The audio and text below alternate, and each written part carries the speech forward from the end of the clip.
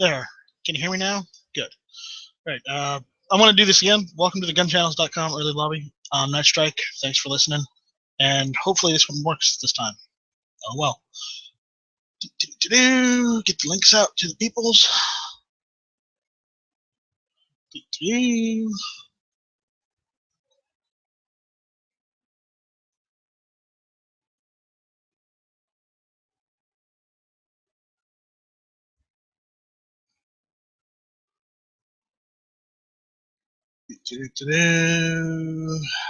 Video embed. There we go.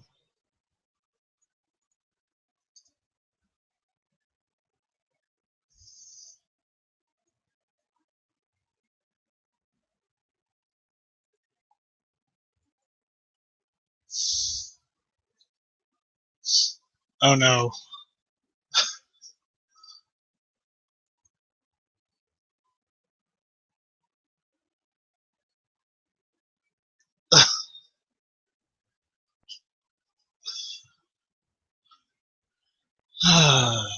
What day?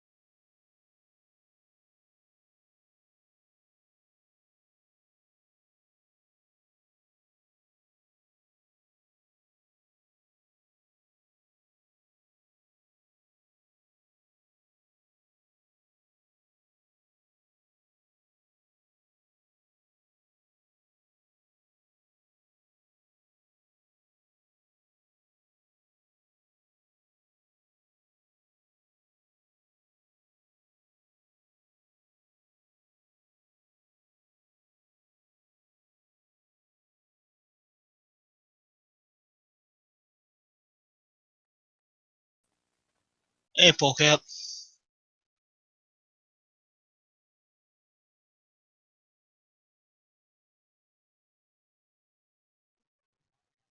Hopefully your mic's working today. What's up? Not much. What's going on with you? Same shit, different day. Just got home and I was eating some supper and catching up on the YouTube, so I figured I'd log in here too and see what was going on. Yeah, well, I had a little hiccup. I had it set to my webcam and I had my webcam off, so I turned the audio to my headset. It's a great start for an early lobby. It really is. Yeah.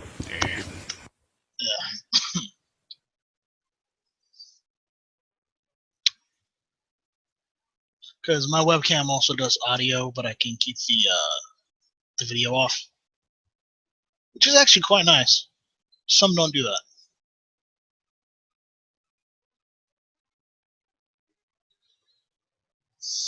I don't have any of my cameras hooked up even. I'm afraid I'll forget and leave one on and people will see me picking my nose or some shit like that, you know what I'm saying?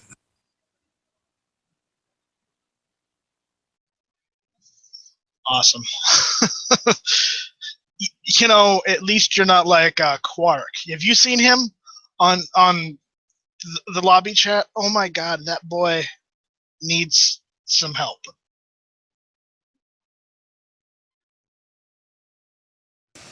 I don't think I've ever been in one when he's got his camera on. Yeah, it's rated R for eye gouging or something. Yeah. Now watch Quark will get in here. Is like, it's not that bad. No, I don't think I've ever had Quark in an early lobby. I might have. Might have been the last one. No, not last one, but the one before. Whatever. And if you guys are out there on the YouTube side or are listening and don't know what we're talking about people from gunchannels.com. It's like the Facebook, but for guns. And, you know, your images are your own and not the property of Facebook's. Yeah, look at the user license agreement for Facebook. You'll understand. Okay, now the plug's done. Yeah, any new gun stuff going on with you, Polecat?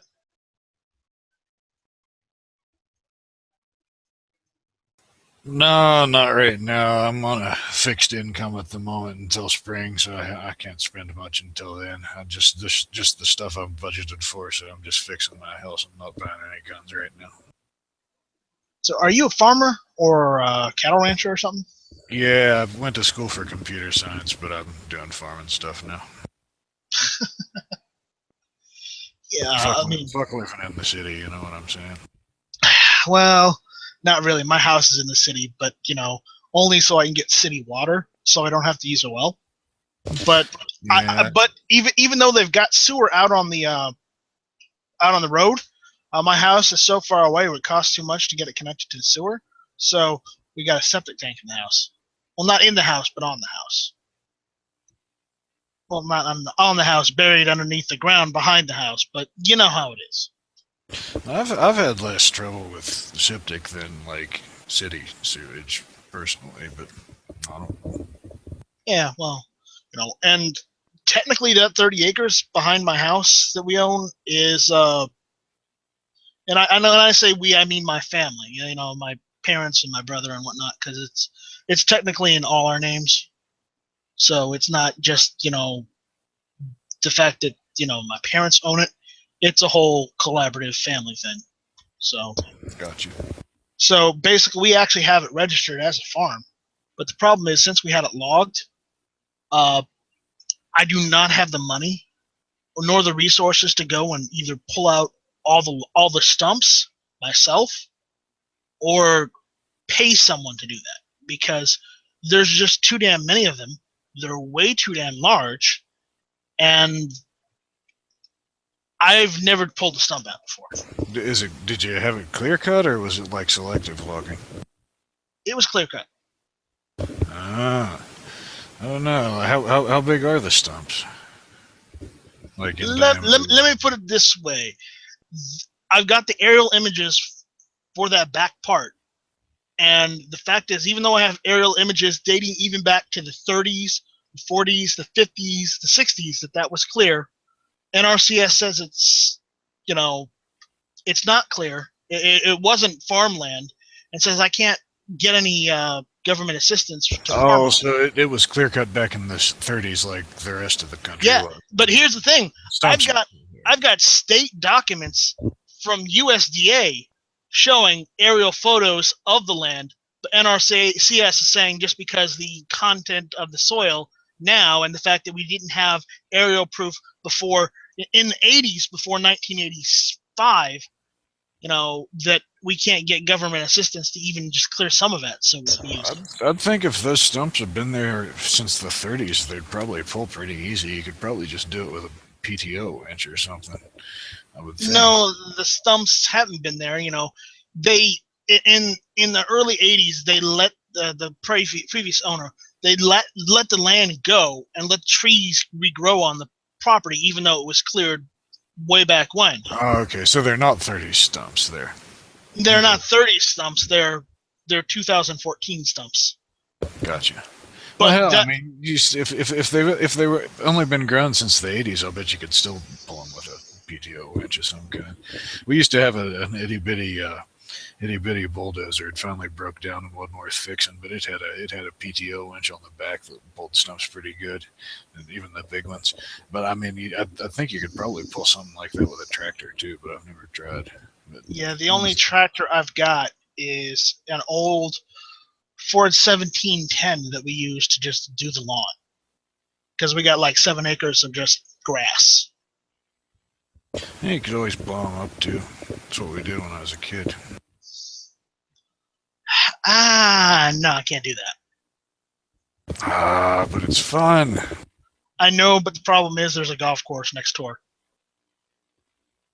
And I mean, the land parcel right next to mine, that adjacent on the side, is a golf course. So, Dude, like if you've got a golf course right next door, you could fix it up nice, and make like a fucking sporting clays range or something, and make crap ton of money off of the rich people that come to play golf and then decide to play sporting clays instead.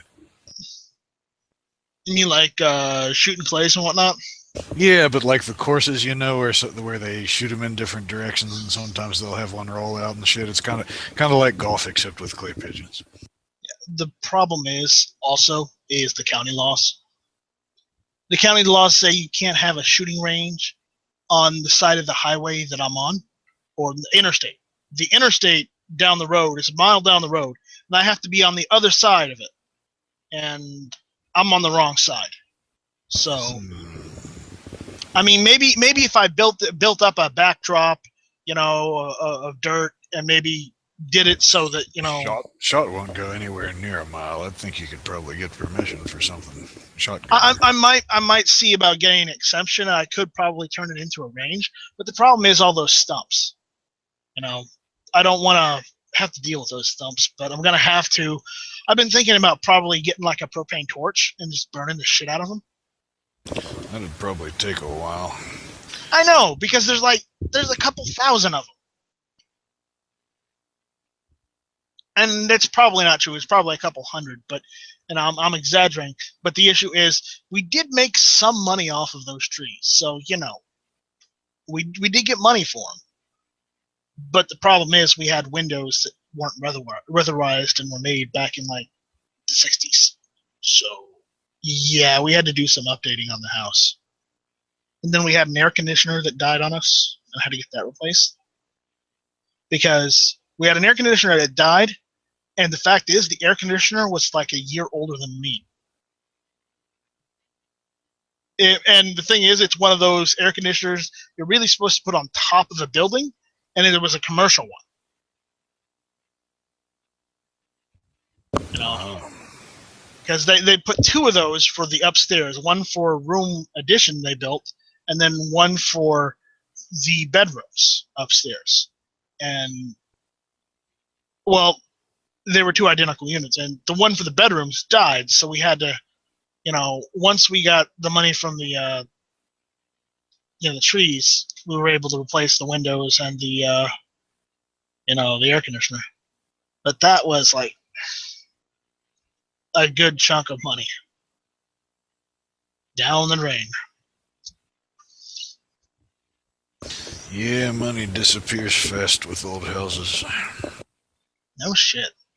Though it's not any better with new houses because they cut corners and ignore code with new houses. So, and plus with new houses, sometimes the what you call it the insulation is even worse than old houses,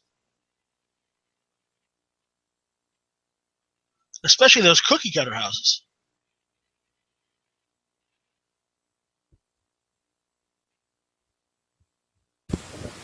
Yeah, I can't say I'm a fan of the whole metal studs and drywall thing. I'd rather have wooden stuff.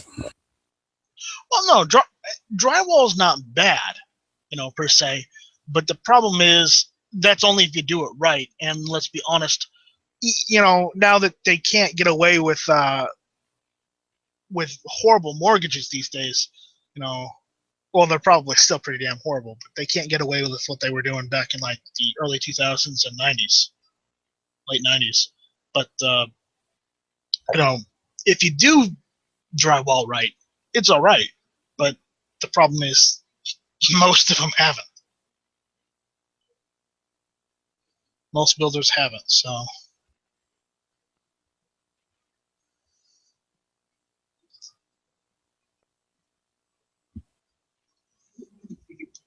anyways, on to that whole Paris news thing. I heard they got one guy. I don't know if they got them all. Did they get them all yet? I don't know. I haven't seen any up to date news yet today.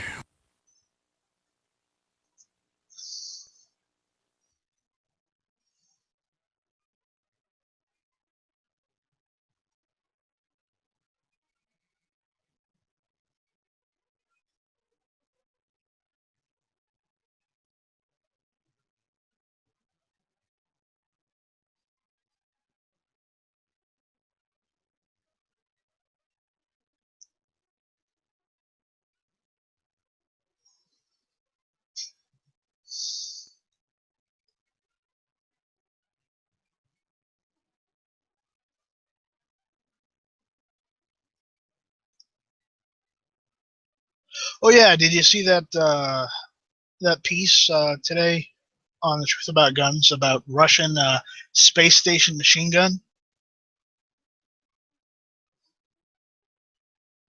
I saw that. I'll link you to that because I thought this was wild. I didn't know that they had one.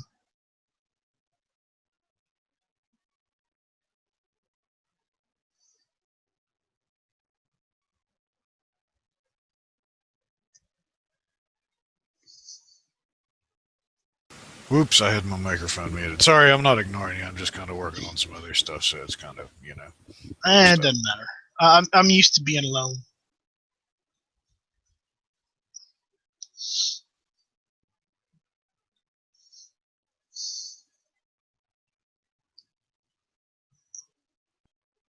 But on the upside of owning land in the county that's agriculture, you literally can go and do whatever you want out there, provided you're not breaking any laws.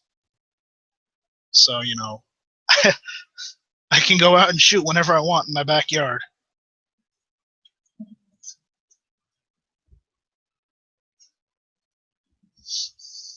I mean, you said what you usually do that in your pasture?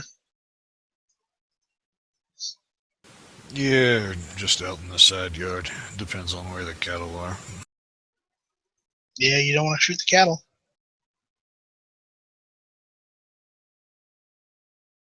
Because you don't butcher them, you just sell them off, right?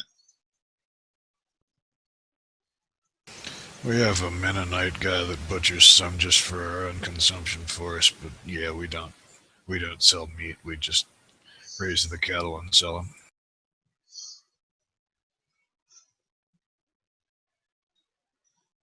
Now you said he's Mennonite, so does he drive cars or is he like old Mennonite? No, it's an old order Mennonite. There's a bunch of them over there. Whole community of them. Now remind me again, what's the difference between a Mennonite and an Amish? From what I understand, they're all Quakers, but the old order Mennonites are like more strict than the Amish are. So the old Mennonites are like the ones that are, even more hardcore than the Amish. So they don't even use buggies; they just walk. No, they use buggies, but like the Amish can have electricity in their barns and stuff like that. They just can't have it in their homes and stuff. I don't think the old order Mennonites use any electricity at all.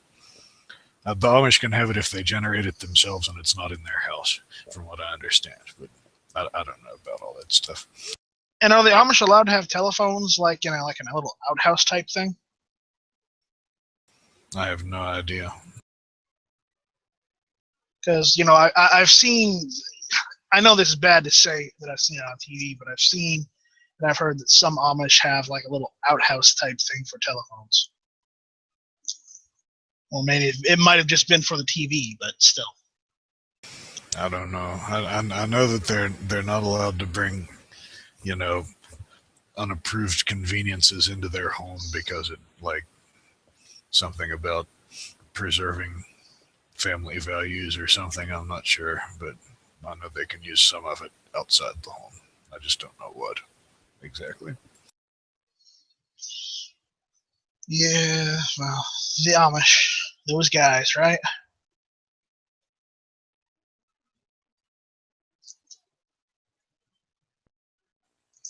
I have a great deal of respect for their way of life. Actually, I think that they've kind of got it figured out as far as preserving their community and culture and stuff. But I disagree with them on two main points. Like they're kind of like they put the good of the community over the good of the individual, which I guess is necessary if you want to preserve your community. But even if it is kind of a paradox, I think that the individual should be put above the community. And I also don't agree with they've got this like pacifism thing going on that I disagree with.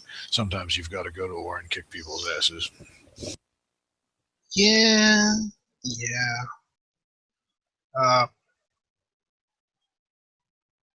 Though I think at one point I had a great uncle that was Mennonite. He wasn't old Mennonite; he was just Mennonite, so he had cars and whatnot, electricity. But he came from a Mennonite family. But I think he converted to what's my grandmother, Presbyterian. So when he married my great aunt, so there's that one thing. And he, even though he was Mennonite, and the fact is, at that point in time, he was the Mennonites are pacifists as well. He still had to serve in World War II. But instead of making him a combatant, they just made him a cook. So there's something.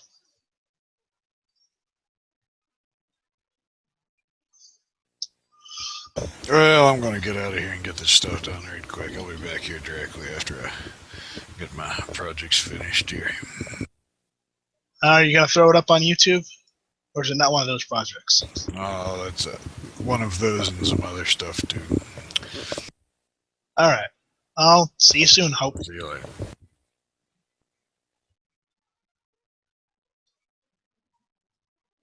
Awesome. All right. Anyone wants to get in here and chat, please do. I really don't have anything to talk about today. Kind of talked about everything last night.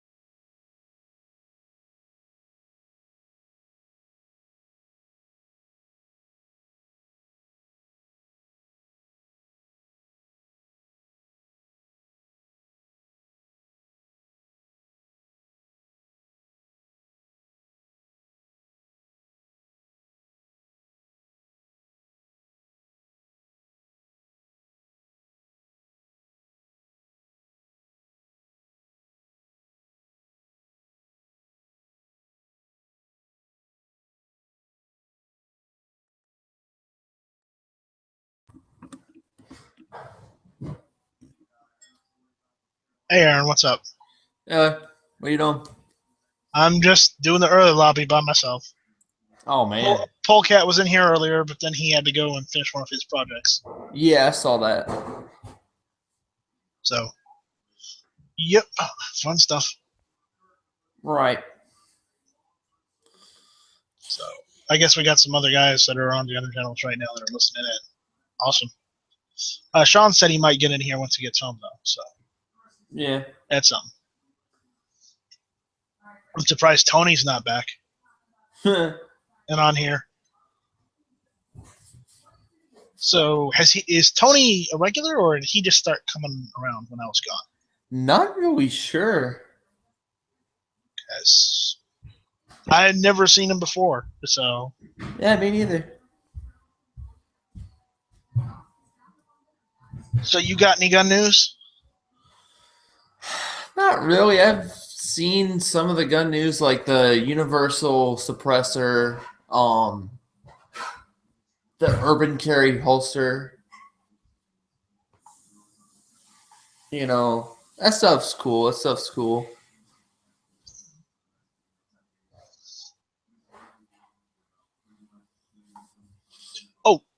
This was like 2 weeks ago, but I just saw it today. The Gun Owners of America is challenging the Hughes Amendment, the machine gun ban, in Supreme Court. Yeah, I'll link you to some of this stuff because I thought that was pretty cool. And while, yeah, that's from a few days ago, but we know how court proceedings happen and how long they take, so it's going to be forever. It is going to be forever. But they might actually get somewhere because it's a group instead of, just one guy. Because if it was one guy, then yeah, it would go away after a while. Yeah. So if I can find it. Oh, yeah. What is the chat talking about? They're talking about cameras. Yeah, they're talking about $40,000 cameras. I know, right?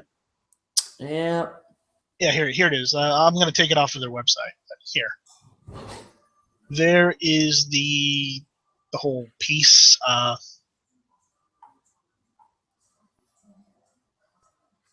They. Oh, yeah, I've seen this. That's something. It's like at least they're doing something. So, if someone wants to go and donate some money to help them out with that, they have a thing there where, you can get a tax deduction for contributing. Right. Which, you're helping out gun, you're helping out the Second Amendment cause, and you're also helping out yourself getting a tax deduction, Right. That way we can finally, personally. We can finally stick it to the government instead of the government stick it to us. You mean like an M249? Yeah, 249s. Look, they are just. I just want like an M60E3 or what is that one Vickers showed? Was it an E5? Yeah, MP5s or some. No, an M60E5. MP5s, but there's also some posts. Same with the Uzis and whatnot in the Max. No, I want an M60 because it's 308. Oh yeah, true. Or shit. Let me go one step further. I want a Stoner LMG. Oh dang. Because those actually did better in Vietnam than the 308s. But the problem is they were horribly complicated. They were more complex than the M60, so that's why they didn't. Oh yeah. Horribly complicated, man. Well, not horribly complicated. They're just, I guess it's just the fact that they were more complicated to assemble and disassemble than it was the M60. And that's why they went with the M60. Right. And there might have also been some issue with the round because I think the Stoner LMG was 5.56 instead of 308.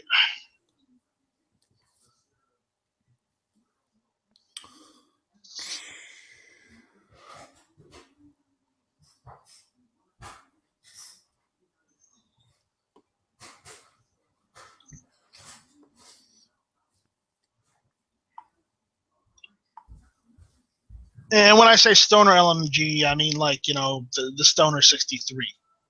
Yeah. Okay, so if anyone's not getting the connection.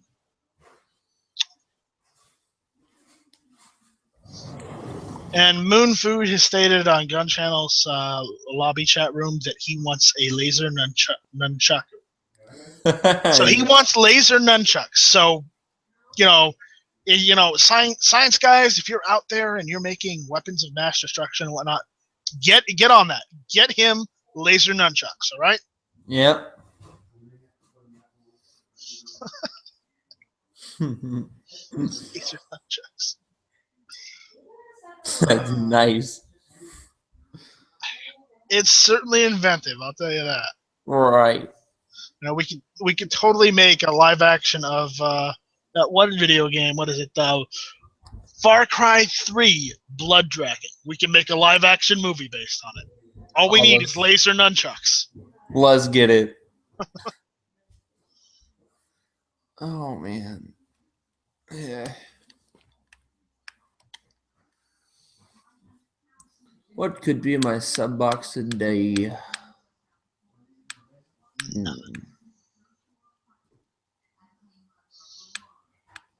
So yeah, how are those shotguns and rifles you've got?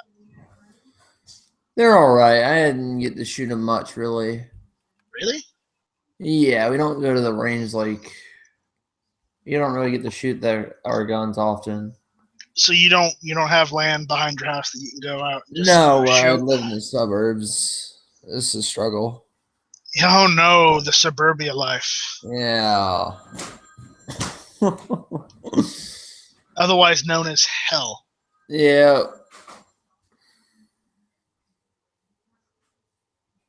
Yeah.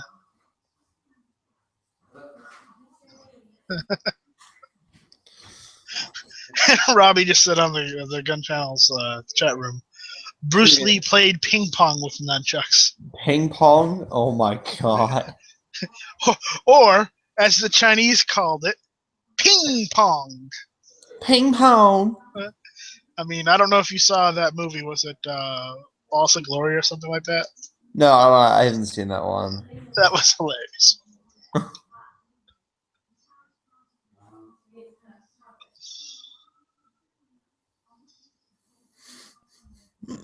I think it's Balls of Fury. That's what it was. Yeah.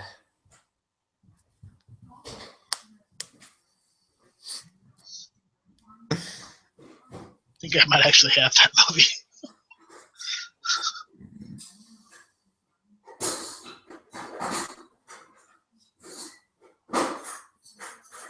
Jeez, what do you got back there, Moose?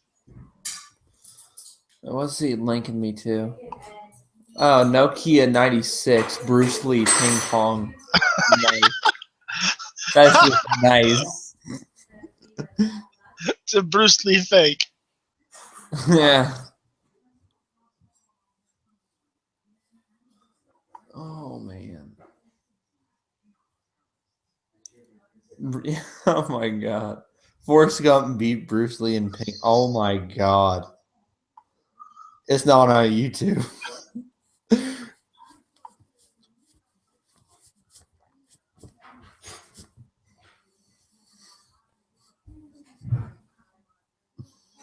Oh wait, it is on YouTube. My bad. Robbie, I apologize. I read that wrong. And yes, two-man lobby, Sean. Two-man lobby chat. Sean, get in here so that you can be the third wheel. I have to eat dinner, so. No, I'm kidding. But yeah, we need more people in here. So Yeah. if you're just listening, go to gunchannels.com and join the conversation. We'd appreciate it. Yep.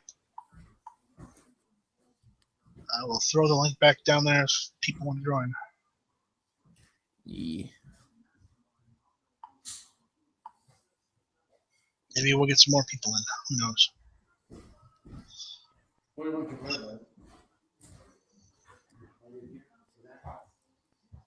Yo, eat dinner real quick.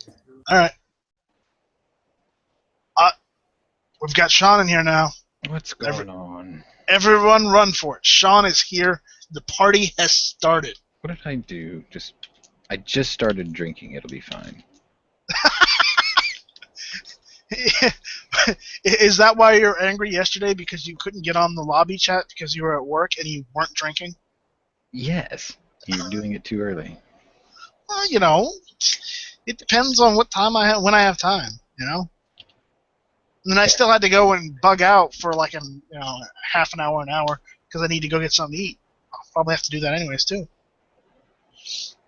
I'll be making Korean food later. Oh. Or are you gonna have beef bulgogi? No, I'm gonna make a stew. I gotta make stew. It's a pork belly stew. It's got everything Americans like. Bacon. No, I've had Korean before. It's good. It's good. I don't really like the way they do some of their noodles, Yeah. but overall, they've got some good food. So I'm playing with my new Nagant revolver. I picked it up Saturday, and Have you taken any pictures of it yet? yeah, I put them on Instagram. I think Saturday, and then Can you link me? Monday. Yeah, let me see what I got here. Because I don't know your Instagram. I think I link them all to gun channels too, but give me a sec. I'll give you a link. It's pretty cool because when I posted the guns' actual pictures, G-Web's posted pictures of two of them, and I looked at the condition of the two that he had side by side and the condition of the one I got, and I was like, man, mine is in really good shape. Now, which model have they got? Is it? It's a M1895 revolver, 7-shot 1895, revolver. okay. It's the one that's got the gas-sealed bullets, and the cylinder rotates and pushes forward into the forcing cone to make a gas seal. It's pretty cool. Nice. So once you link me, I'm gonna look at that and I'm gonna say that's a nice gun. The only thing that drives me nuts is a couple of years ago, you could have got one of these for $75. It would have come with the holster, the cleaning rod, the screwdriver, I think a little bottle of oil too, and then the pistol. And then Obama banned them all. No, you can still get them. It's just nowadays a really good one you're probably going to pay about $250 to $300 for, and they're still going to go up in value a little bit. Just like how SKSs used to be like what, $100, 150. Now they're like out on that. Now they're like SKSs are like $300 to $500 for a good one. Yeah. But granted, I got a crap one, back in April for $189, which is still a good price. Granted, I had to clean it up, I had to get all the rust off of it, and I have to keep it oiled. But at the same time, it shoots. It doesn't shoot well, but it still shoots. I didn't have to replace any parts. I'll just put it on the internal for you. All right. But yeah, I was talking to Aaron about this, and apparently the Gun Owners of America, back on the 5th of November, have started a lawsuit against the government for the Hughes Amendment. Oh yeah, I heard you talking about that earlier. Yeah. Is my link still up in the chat, or do I need to relink you? You probably have to put it in there again. Okay, I will do that because I was talking about it earlier, and I was talking to Aaron about it. It's pretty cool. You know how Supreme Court cases go. It might not go anywhere. It might go somewhere, but it's still something to talk about. It's still a nice topic to talk about. Mm-hmm. Oh, not nice, but it's something interesting. That is a nice. Did the holster come with that? Yeah. The one thing I Nice forgot to holster. do was the guy that was trading it, or who was offering it to me. He was actually really cool. We went to a gun show that was in town, and that's where we met, so it was public.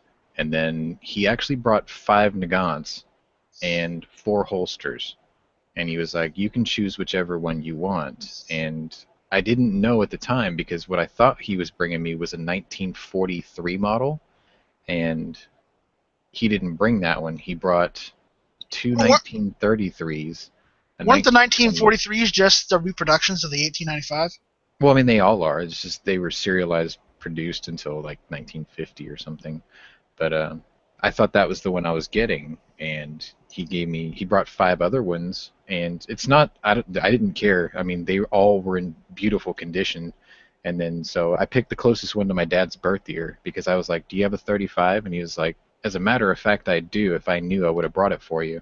So I took the 1933. It was in the best shape out of all of them. And then I took the holster from a different one. And what I forgot to do, because he told me I can have it, is I forgot to take the cleaning rod off one of the other holsters and include it with mine. And I told him about it afterwards, and he was like, "Don't worry about it." He's like, "I'll just mail you one." So he's going to send me the cleaning rod and the screwdriver.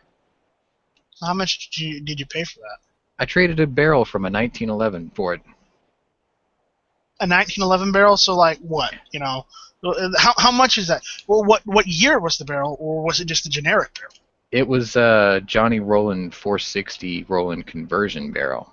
It was a complete kit. It was the barrel, the recoil springs, the guide rod, the bushing tool, the paperwork that came with it. It was basically an unused kit. I bought it for my SR 1911. I put 8 rounds through it, and I realized that I have to break into springs with actual 460 Roland rounds before I could put ACPs through it.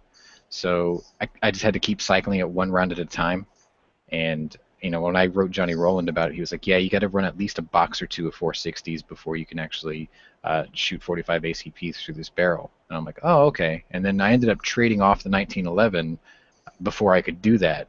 So I had this kit that was literally virtually unused, and I wasn't going to buy a 1911 anytime soon because, you know, I have a wheel gun problem. And so I was like, you know what? I've got this $300 kit that I'm not doing anything with. So I just offered it up on Houston Area Gun Trader one day, and this guy was like, "I've got these Nagant revolvers available. I saw you, tried to trade your kit off for one earlier." He was like, "You want to make a deal?" And I'm like, "Hell yeah, I want to make a deal." So how much did that kit you had cost? About $300 with $30 shipping. And then I had to wait 6 weeks for it because Johnny Roland is so backlogged on fulfilling orders that what he does is he takes orders and he fulfills a certain number at a time, and then he has the barrels produced in batches. So mine was like 6 weeks or something. So it's like about 330 then? Yeah, about 330. Okay, well, I guess that's not bad for the condition of the Nagant you got, because yeah, and I had the barrel for like a year, so I mean that's got like almost no wear and tear on that Nagant. Yeah, I mean, you might see some discoloration around the edges, but that overall that looks like a really nice one. There's not even holster wear marks on it anywhere. Like there's no finish rubbed off on it anywhere. The crown of the barrel's perfect. I took this thing apart 4 times to clean it already because Cosmoline, it was still on there a little bit. I gotta tell you, man, Cosmoline stinks when it's old and it's coming off, and the leather holster, God, that stinks too, man. It just smells like old leather, but not in a good way.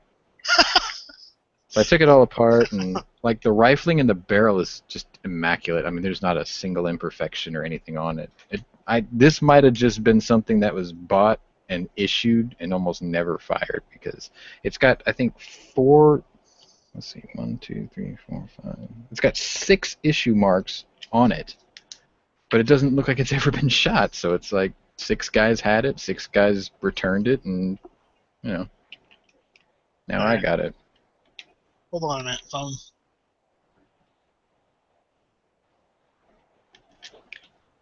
How you guys doing tonight? Smeggy, what's up, man? Same old, same old. From the land of Fago. Damn straight. My dad still talks about it. He used to deliver that when he was growing up. He lives in Detroit, so that was one of his first jobs.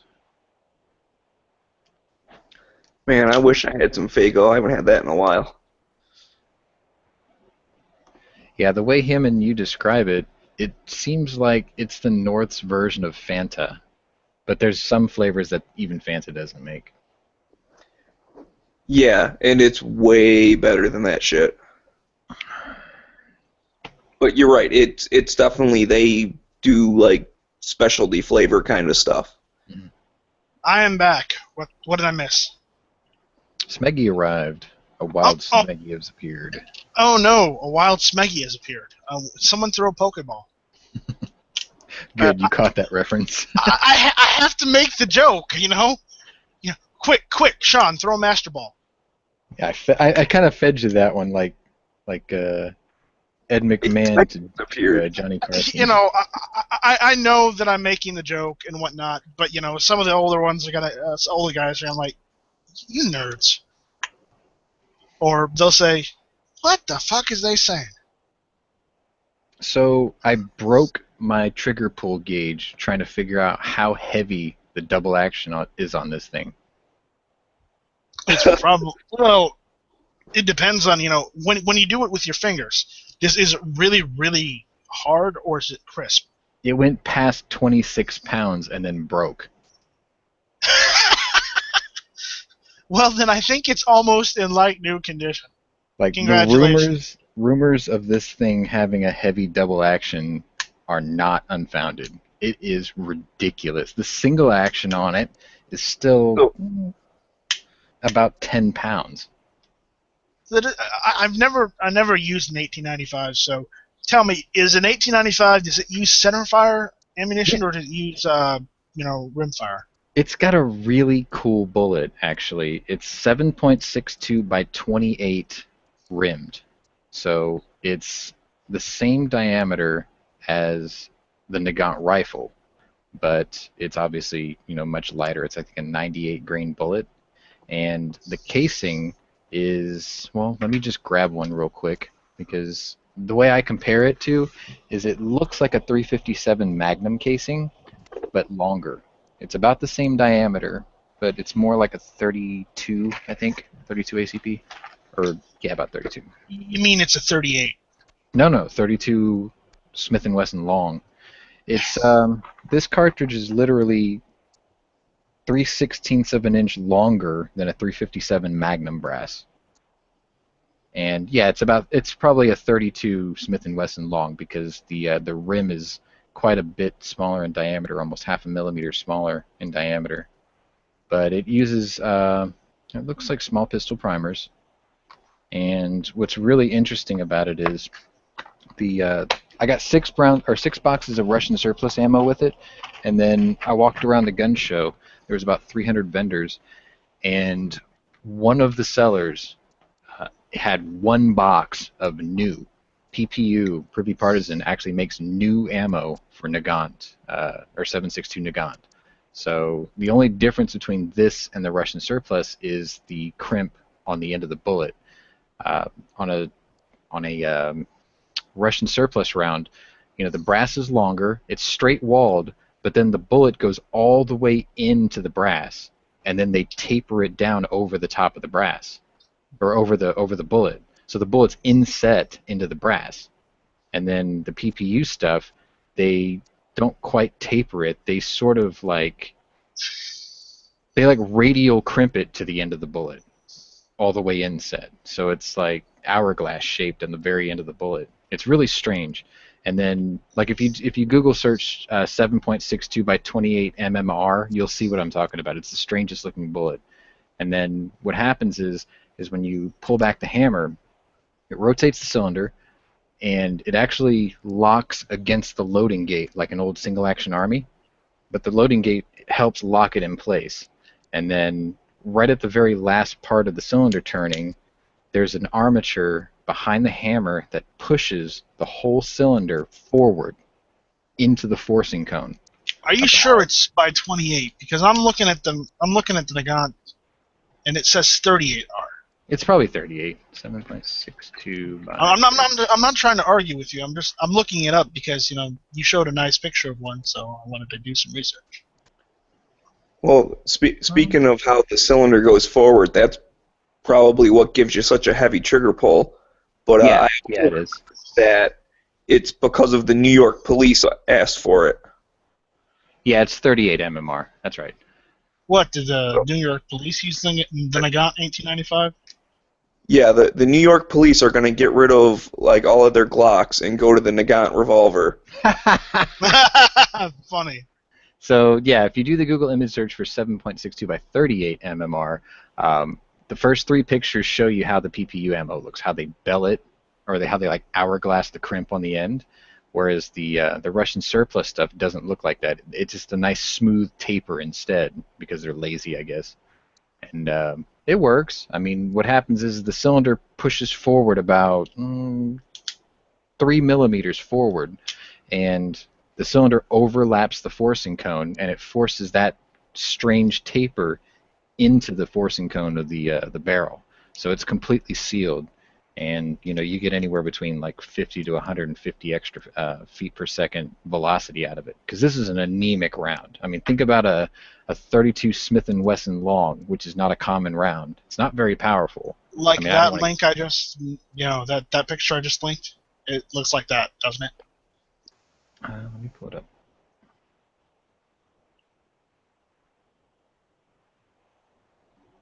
Wait a minute, I think I loaded the wrong one. Yeah, the last. Yeah, that's the one. Yeah. Yeah, the one on the left is an already fired round because once the pressure bulges it out, it smacks it against the barrel. Right. So technically, it is reloadable. You have to get a crimper, right? Well, Lee makes a kit that uses 2 different other cartridge dies. There's a different type of resizing die, and then it uses a second type of cartridge's crimping die. I don't know which one it is yet because I haven't even looked into reloading this yet. But, yeah, it's not a very powerful round. It's a 32. It's basically like a 32 Smith & Wesson long, which is old, and so that way you get that extra velocity by squeezing it into the barrel like that. And the other really cool thing is no cylinder gap, so no gas cutting, which means if you're like a semi-auto shooter that likes to stick your support hand forward of your firing hand, you don't have to worry about the gases smacking into your finger, chopping it off or whatever. But still good practice not to put your hands forward of the cylinder. It's cool though.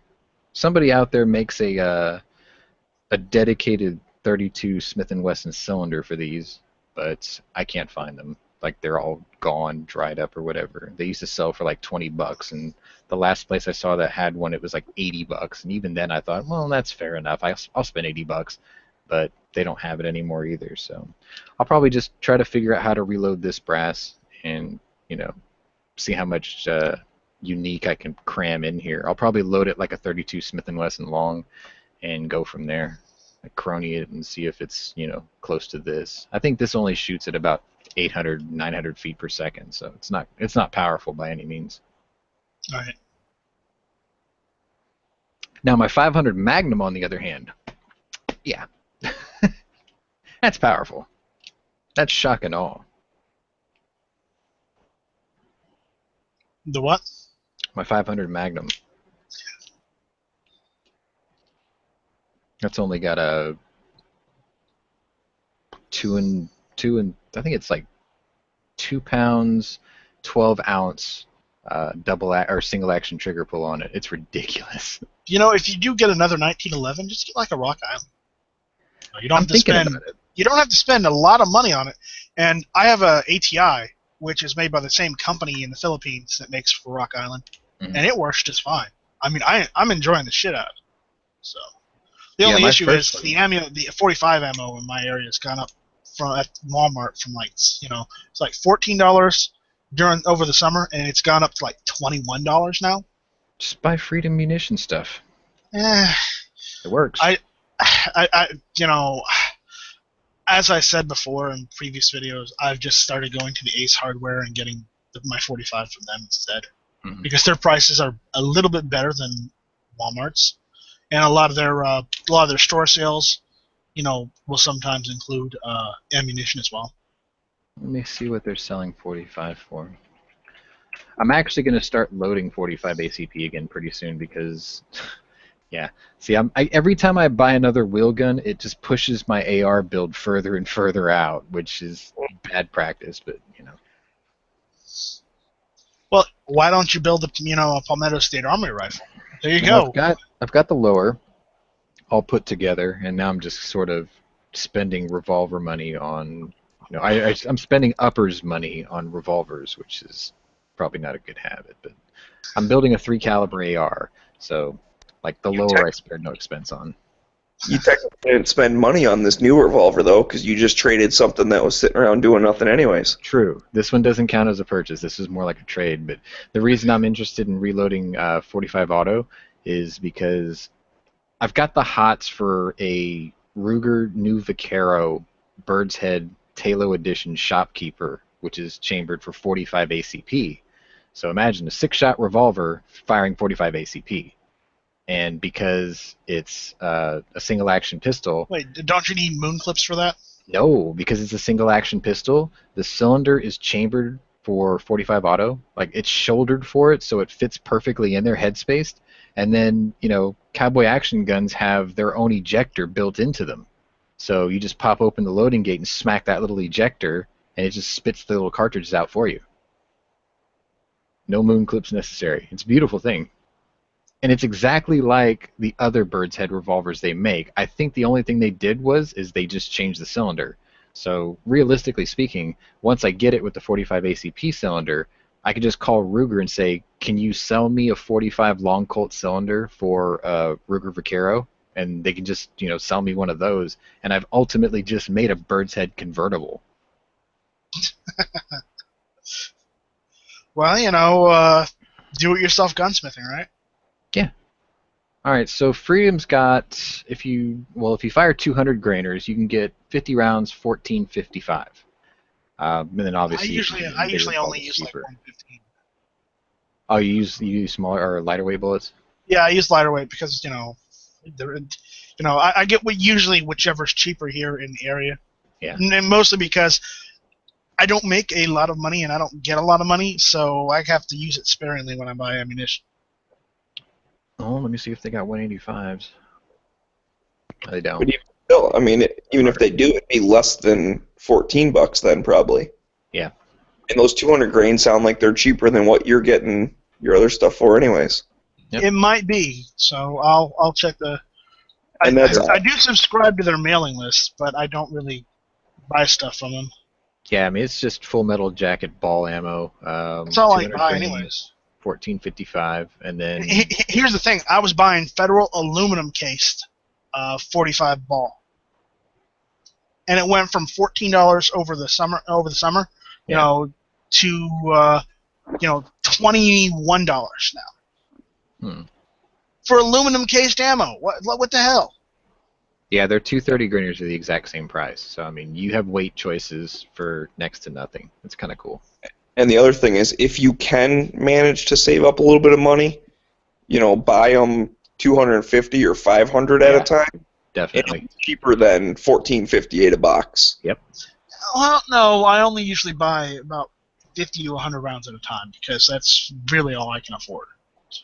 Well, and that's fine. I'm just saying, if you have enough for a little bit, if you can just wait a few months or however long it takes or whatever, you end up saving a lot more money by just getting, 10 boxes at a time instead of one at a time.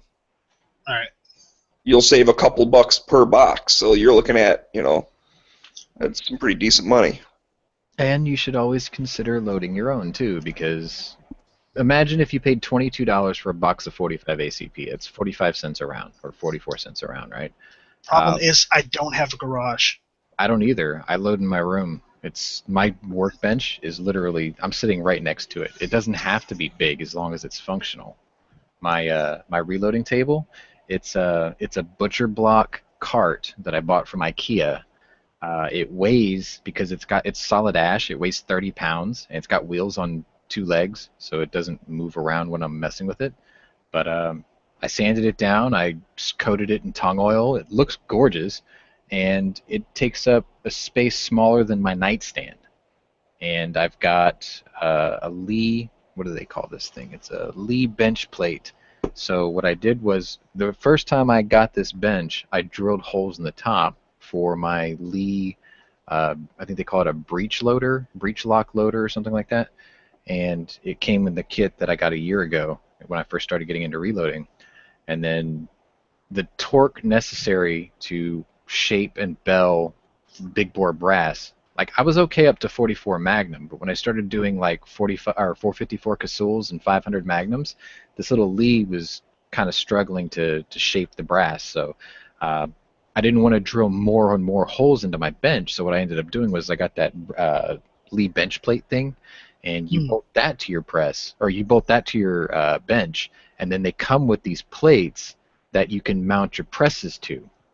They give you a steel one, and they give you like 3 beechwood blanks. So I bought a what is this? RCBS Rock Chucker 4, which I think's got the torque to spin the world, and I mounted it to a beechwood plate, and then that goes on the Lee press, or on the Lee bench plate. But this whole thing doesn't take up hardly any space at all. I mean, it's a little taller than my nightstand, but it's not as wide and it's not as deep, and it's on wheels, so I can move it around. And it's just big enough, you know. I got the bench on one corner, or the press on one corner, and then I've got, like, I made a stand out of an old. You'll have to show us pictures sometime. Oh, I'll probably give you a link to it. I think I took a picture of it here and I put it in Gun Channels, but Because then I can get do it. more. I can understand more of what you're saying. You know, not that I don't understand what you're saying. I'm just saying I can get a better picture of it by visuals. All right, so it's gonna be that one. Let me give you a link. Yeah, I did post it on here. Awesome. Yeah, so this has got a, like, the beer bottle will. I know that sounds terrible. The beer bottle is necessary. Okay, I cannot Use the argue beer with bottle the beer for scale, and it'll give you an idea of how not big my setup is. But because all right, you hear that, Smeggy? Use the beer bottle for scale. right, because if you look just below the beer bottle, you see all these boxes of bullets. They're, you know, hard cast lead, full metal jackets, things like that. Those add so much weight to the bench that I never have to worry about it moving. And then all the loaded bullets and the powders, I have like these, you know, little plastic MTM boxes. Those go in the very bottom shelf. So there's 2 shelves in the top.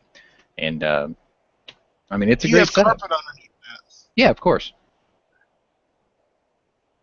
Yeah, I mean, I got that powder measure there that you see in the back behind the drink. What I did was that's the Lee perfect powder measure. Came with the kit with that press that you see there. And what I ended up doing was I didn't want to, you know, drill more holes in my table. So what I ended up doing is I took an old LCD monitor base. It's really, really heavy, you know, weighted on the bottom, and it spins. It had like a ball bearing Lazy Susan type pivot thing underneath it. And when the monitor burned up, I took this mount off like 5 or 6 years ago, thinking, man, this is a really nice piece of hardware. You know, it's not worth throwing this away. I'm going to hang on to it and maybe use it for something someday. And sure enough, I flipped it over, and the part that the monitor would have screwed into had the holes already set to where I could put that powder measure into it. So I didn't even have to drill holes in it. It was perfect. Nice. And it sets it up at a nice height. So, you know, I never have to worry about powder spillage or anything. So, yeah, it's no big deal that I got carpet underneath here. Well, the problem is sometimes I do save my brass, but sometimes when I'm out shooting in the back because there's so much foliage, I don't always get my brass back. No, I know, especially if you're flying autos. Like for my friend who shoots his AR all constantly, I bought him a brass catcher, which, you know, for an AR it's easy. You just Velcro it on. It just spits the ejection port, you know, right into a little Velcro baggie. But I've had problems with that because as I've stated before, I like to do a lot of bump firing. So if you ever do outdoor shooting, I saw a video from, I think his name is the KGB something or other on YouTube, a Canadian guy, and he goes to this outdoor range, and what he does to keep his brass from going everywhere is he lays down, I think, a 6x6 blue tarp, and he stands in the middle of it. So when he shoots, all his brass lands on the tarp, and then he just rolls up the corners when he's finished. That's what I do when I shoot up north. I just put a tarp out there, and it catches most of them, and then, yeah, exactly right. You just grab the corners, you kind of roll everything in the middle, then you just scoop it up into a bucket or something. I think that's what I'll do because I've got a couple tarps just lying around. And that's, you know, I'm also of the opinion, yeah, okay, you go out, you shoot a bunch, you lose a handful of them. Well, oh well, whatever. Maybe next time when you're out there, you'll see them. Yeah. See, that's the nice thing about wheel guns is I never lose my brass. The only problem is I occasionally will split one. If I've reloaded it, like my 454 Casuls, I tend to load kind of heavy.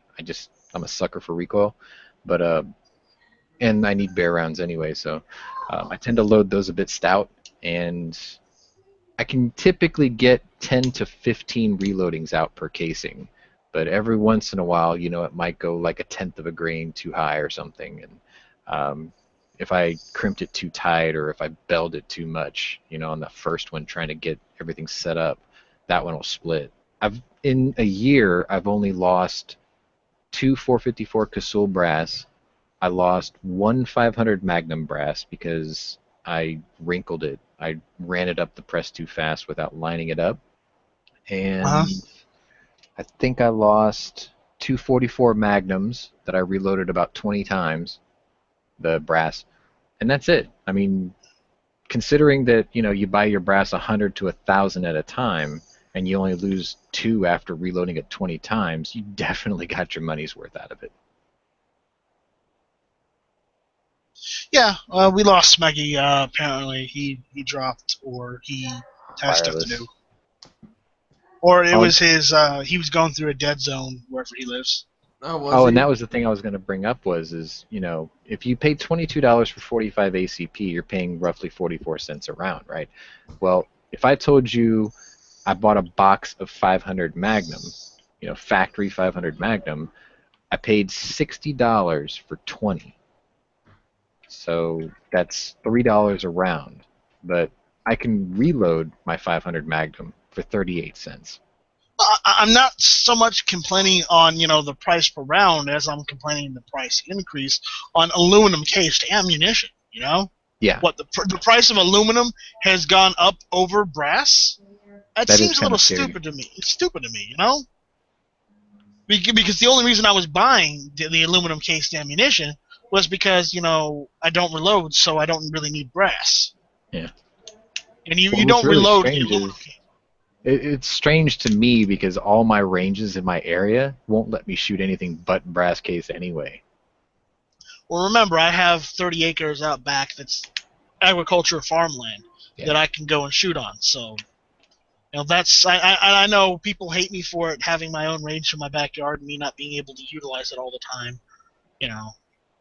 I think the last time I bought bimetal brass or bimetal cartridges, it was kind of cool because the last time I bought it, since I reload, I looked at it, right, and there was Blazer brass and Blazer aluminum, and the brass was cheaper anyway.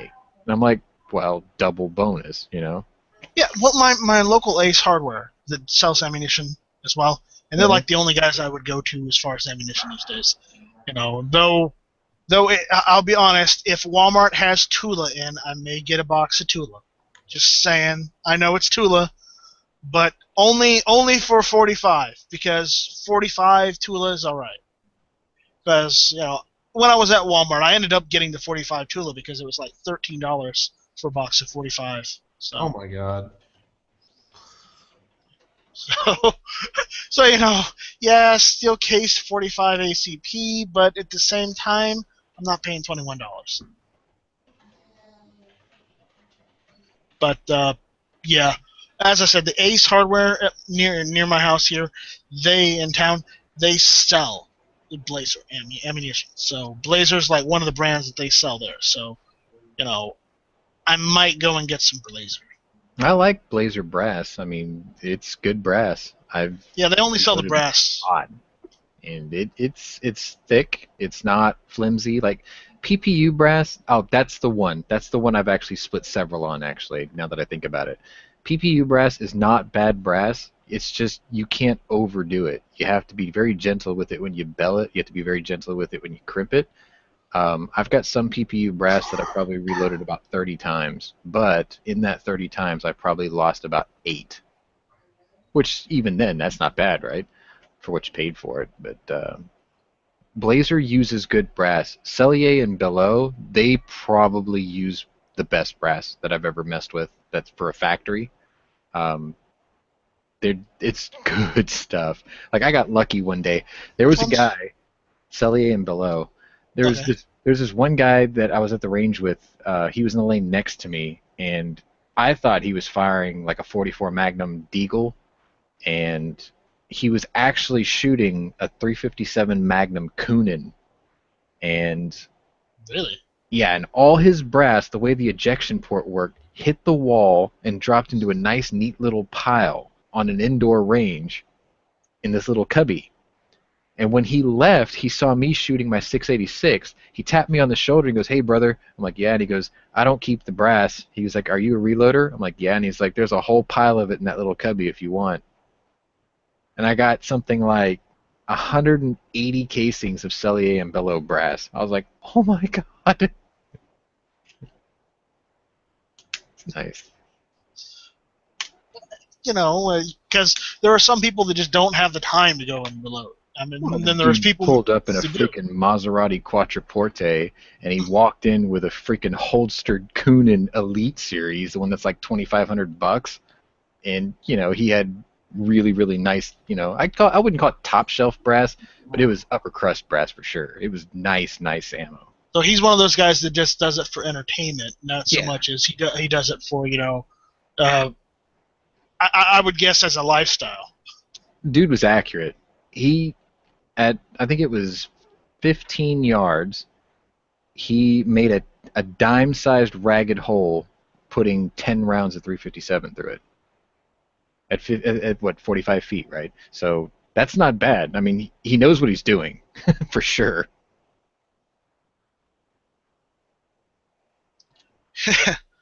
Yeah, well, I don't reload, but I do save the brass just in case I do decide to reload, or I just decide to just throw it up on Gunbroker, say, hey, you got a ton of brass, go nuts. One of these days, I'm going to get off my ass and actually host a like A reloader Reloaders 101. Yeah, but I'm going to keep it like ultra simple, ultra layman's, for everybody, because I know reloading chat kind of bores a lot of people. So Well, I've looked at maybe getting, and I know this is bad, but I do have a reloading book. I am taking a gunsmithing course. Yeah, it's probably not the best, and I probably will go to another place and get an apprenticeship, or go and take another course. But here's the thing: I do have a reloading book. I've been thinking about getting one of those hand presses and just doing it that way until I can get like a large bench press. if you aren't arthritic yet, you will be if you do the hand press. Just save yourself the trouble. Like, do you have a Bass Pro Shops in your area? No, they don't have them in South Carolina. All right. Do you have like a REI or like a Gander Mountain? There is a Gander Mountain. It's all the way in downtown Charleston, North Charleston. So. Well, I mean, you can always order on Midway, but I anybody can go who down wants there. to start, like low buck, low, what's the word? Low commitment, I guess, low financial commitment, but have a good complete starter kit. Get the kit I got. I mean, I started with the Lee. I can't remember the name of the kit now, but basically it was a Lee kit. It came with the press, with scale, powder measure. It came with just about everything you need to get started. The only things it doesn't come with is the die set, because they don't know what caliber you want to load. And the only thing I bought extra was a digital scale and digital calipers, which I think cost me a grand total of $25 on the side. So you can get that complete kit for I think $169, and then just get whatever die set that you're going to reload, which is usually anywhere between $25 to $35. Per caliber, and then a digital scale and a digital set of calipers, and you're good to go. I mean, it's my gunsmithing course came with the Lyman Reloading Handbook 49th 49. edition. Yeah, that's like my Bible. That's the one I go to first, and then if I have a loading for a bullet that isn't in the Lyman book, like if it's grossly different sized, for instance. My Lyman book, if you look at your Lyman book, you'll notice that the 500 Magnum, I think, only goes up to 350 grain. Well, I get 535 grain Ranger Rick wad cutters. Big, heavy wad cutters. And there's no loading data for it. So what I did is I went to, I think it was Alliance website, the guys who make Unique, and I looked up their load data. You can go to most of the websites, powder websites, and they'll have reloading data for just about anything you can load. And then, you can always just hit up forums, and you can always ask the guy you buy the bullets from. I got my bullets from Matt's Bullets, and I asked him, what do you load these with? And I just sort of tuned the powder to it. Like, for instance, if I remember right, the 535s actually didn't have a recipe. But what I did notice was in my 454 loadings is when I start using really heavy bullets, the powder charges are slightly reduced compared to a lighter bullet, because I think what happens is you're cramming a heavier bullet further down the case. You can't put as much powder in just because the pressure spike would blow it. So you actually put slightly less powder, not much, but fractionally less. So when I loaded my 535s, I took the reloading data from my 335 grain and I trimmed it back, I think, 2 full grains of weight. Instead of doing like 18 grains a unique, I did like 16 grains with a much heavier bullet. And then when I cronied it, it was still screaming out of the barrel at like 1,400 feet per second for a 535 grain bullet. That's a 1/5 of a pound? It's pretty good, isn't it?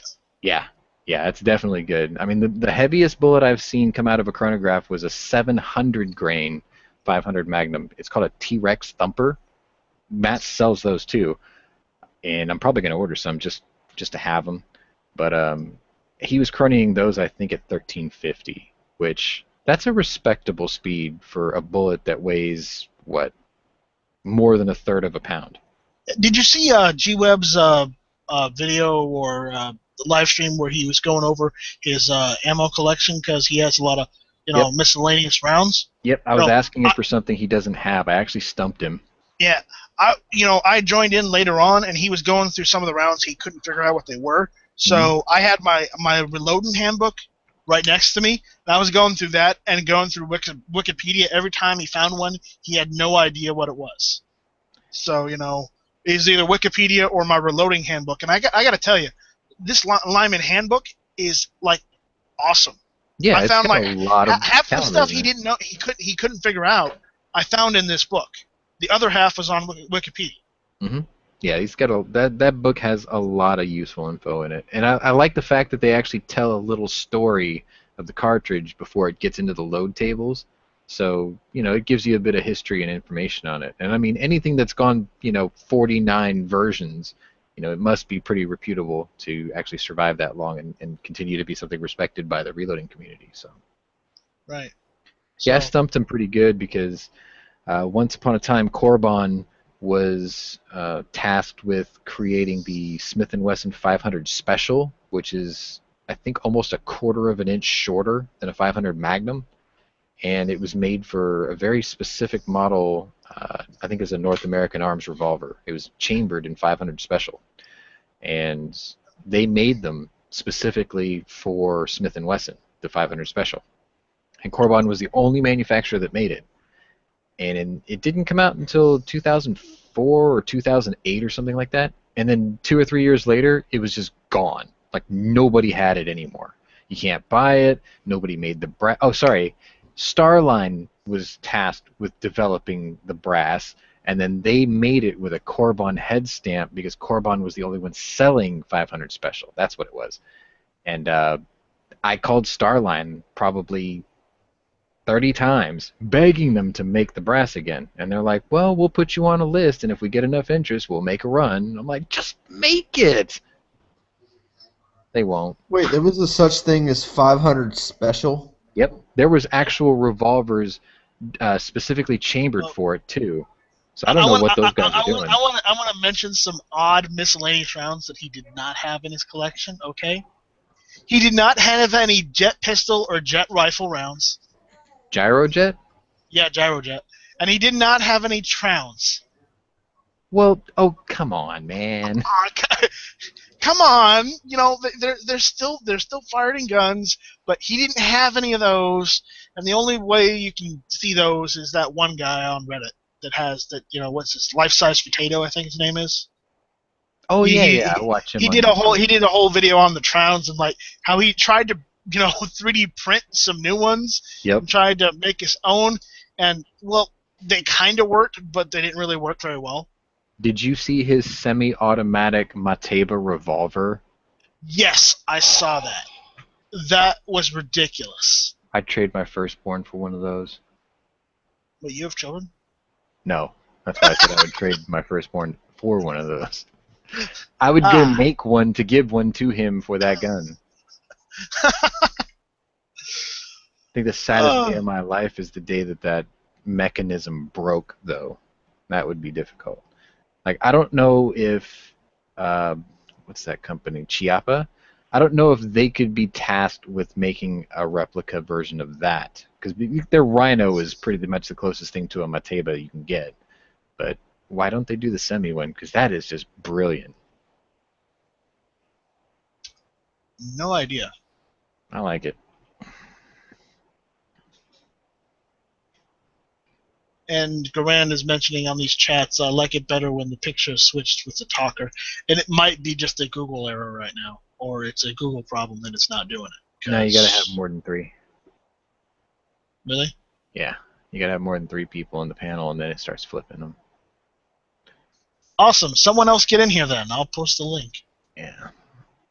Garand, get your butt in here. Where's the panelist formerly known as Polecat? I saw that on the chat the other day. I was like, L? What? Yeah, the panelist formerly known as Polecat. Like, Yeah, that's... he was on here just Oh, about he's an hour or so. here. I can see him in the chat. He needs to get in here. He was on the chat earlier, but he said he had to go finish one of those projects, and I don't know if you watch his YouTube channel, Yeah. where he goes and fixes stuff.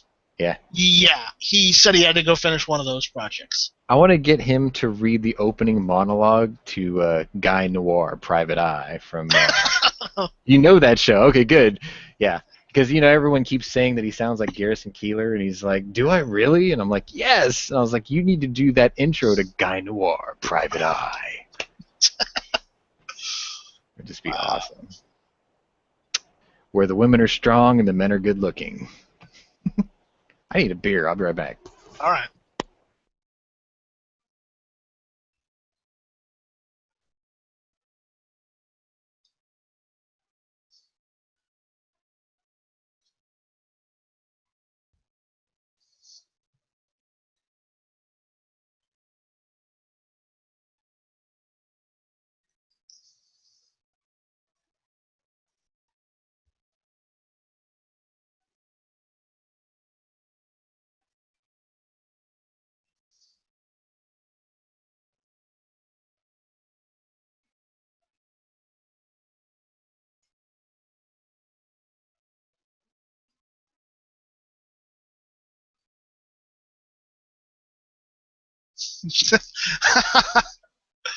Oh, awesome. Thank you, Moon. That was hilarious.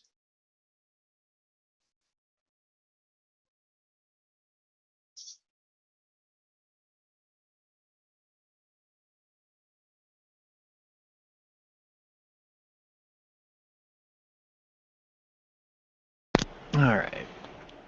So the one annoying thing that I've been finding out, I listen to the lobby chats the day after while I'm at work. It gives me something Right. to do. And one of the most annoying things that I found is they talk about the coolest shit when I'm asleep.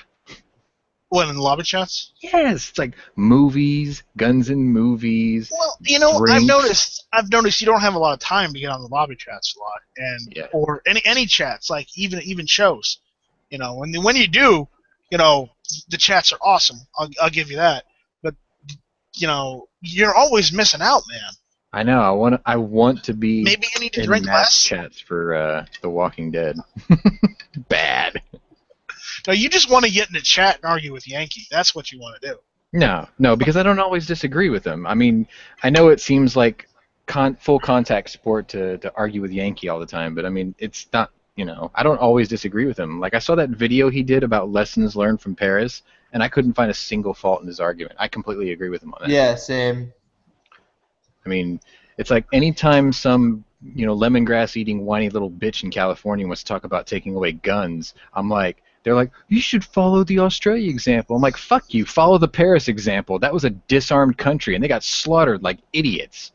Okay, I'm gonna pause right there, real quick, because I have my family has a friend. We have friends that live over in Australia, and he's part of the group trying to get their gun rights back.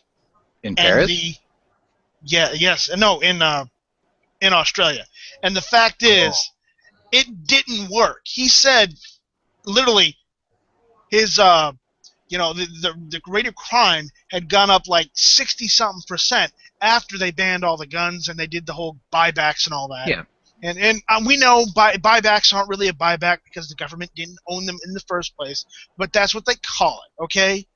Call it gun confiscation then. But he said that they've got a lot of people behind them now. It's just trying to get people elected to go and repeal all that. That's what they're trying to do right now because they want to get some of their gun rights back. Because, I was watching one video from like a year or two ago from this one Australian who lives in one of the provinces where you can own guns. But the problem he came into is he got an M1A from his local gun shop. But he had to send it back because the M14 is still being used in the United States military. What? I can't believe that. Was a training Oh, weapon, maybe, God. but it's not standard issue to No. anybody anymore. Well, this is, as I said, this was like 2 or 3 years ago. Well, so it was no, like you're right, they are. 2013. No, they are. They are. It's the SOCOM 2. Chop mods. Yeah. Yeah, there's the SOCOM 2 or the SOCOM, the 16-inch, Chop mods. Yes, the 16-inch M14, and granted, I mean it's a good rifle. I'm not going to That's say on my anything to-do bad. list.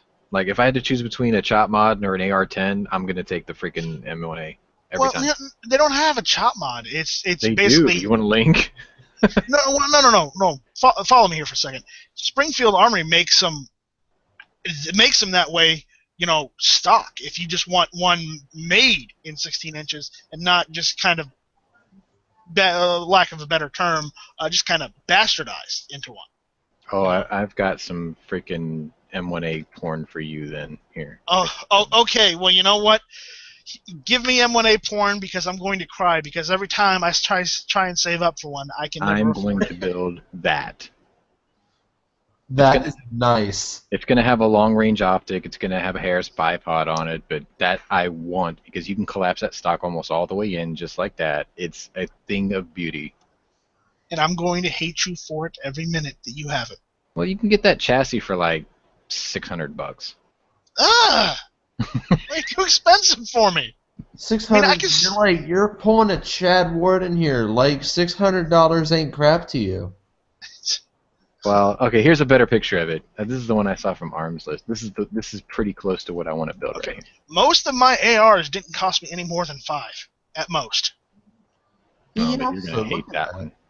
Isn't that just awesome? Yeah, pretty neat.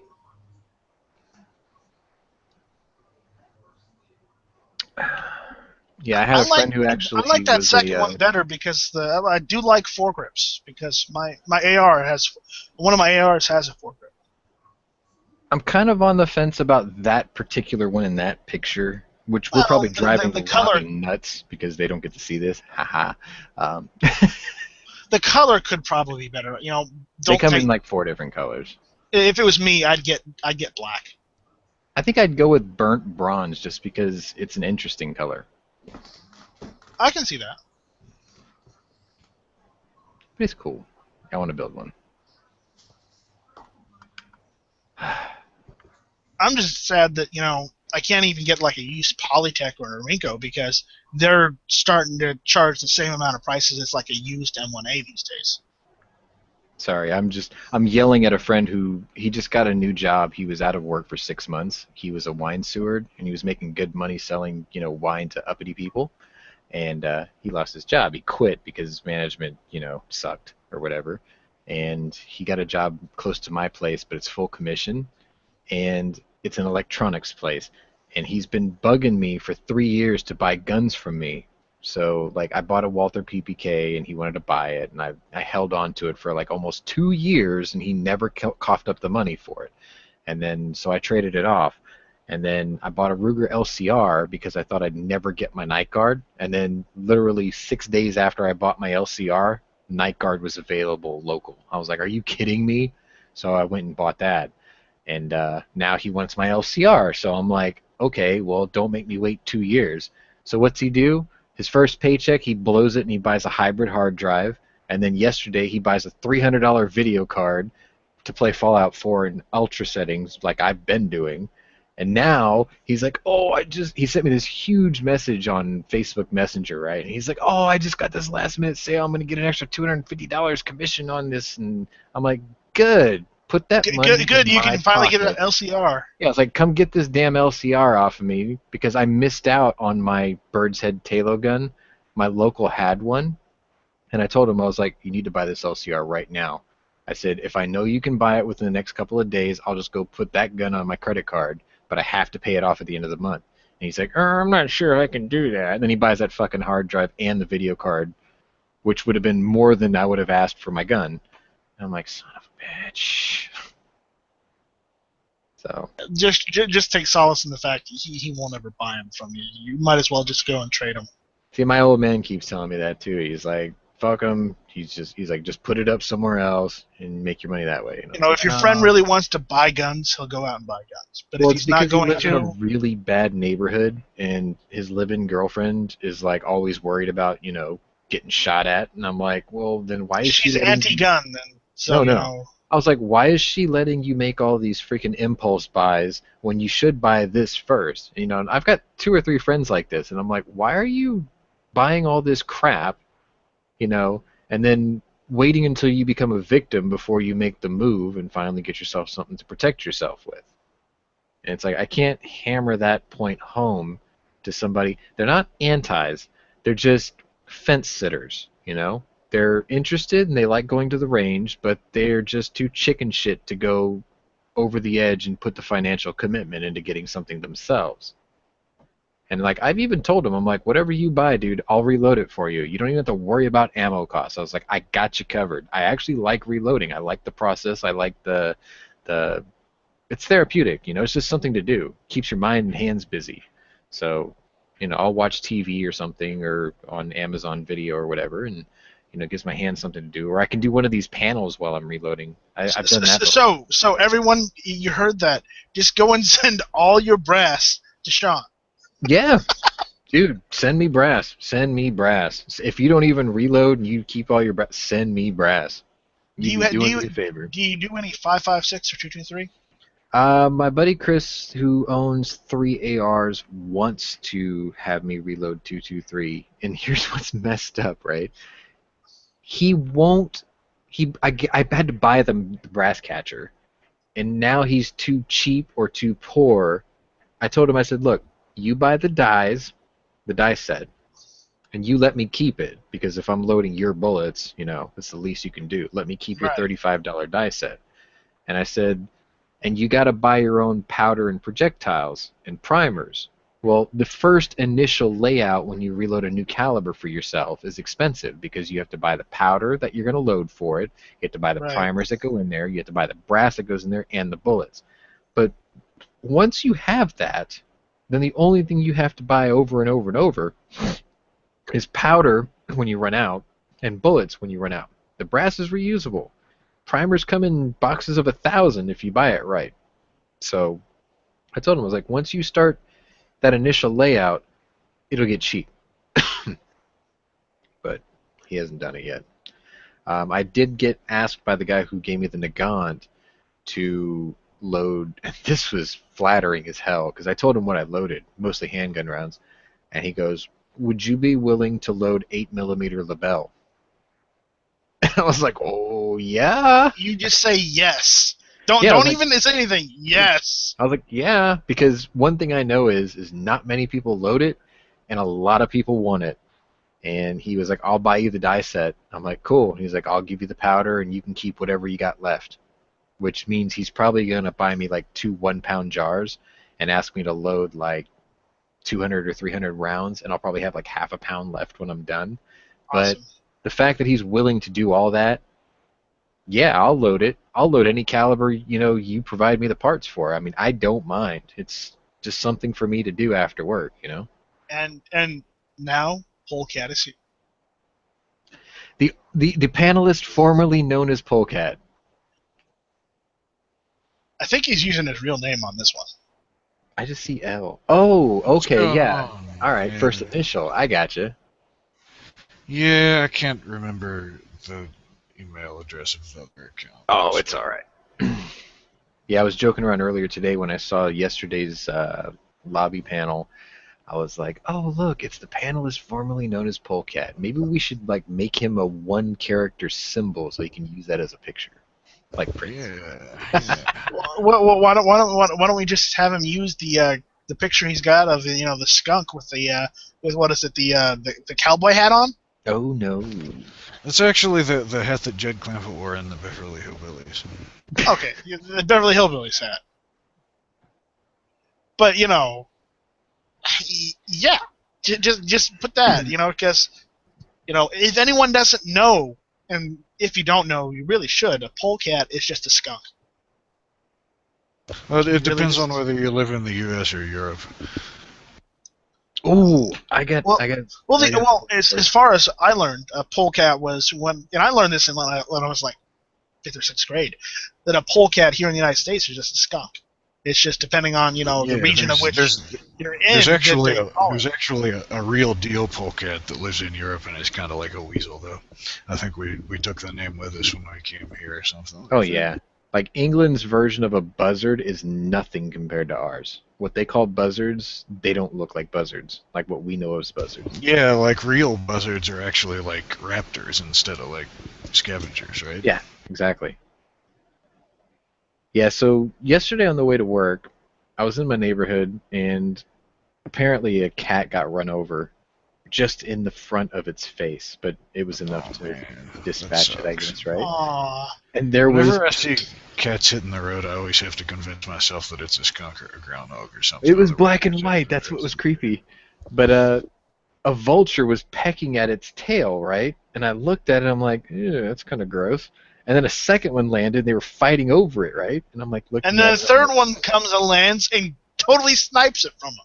Well, that's the thing. It's a big cat, and these birds are about the same size as the cat. So I thought, well, either they're gonna peck it apart and do away with it quickly, or someone's gonna move the cat or whatever, right? So I went to work thinking nothing was a big deal. I come home a different way than I go to work, so I didn't see it. Well, this morning I drove the exact same way, and the cat was gone. Somebody picked it up and moved it to the sidewalk in front of this person's house, and the vultures were there, still pecking at it. I was like, oh, you moved it. Someone had the wherewithal to move it and then put it on the sidewalk where this guy's kids play, and I'm like, ah! That's horrible. Well, the vultures either had dull beaks or they just didn't know what the hell they were doing because it was still in one piece, respectively. Are you sure they didn't pull it? No, because I mean, if they did, they pulled it like 60 feet. There's just no way. You don't know. They might. Buzzards are tenacious. They would have had to have worked together to pull that thing 60 feet.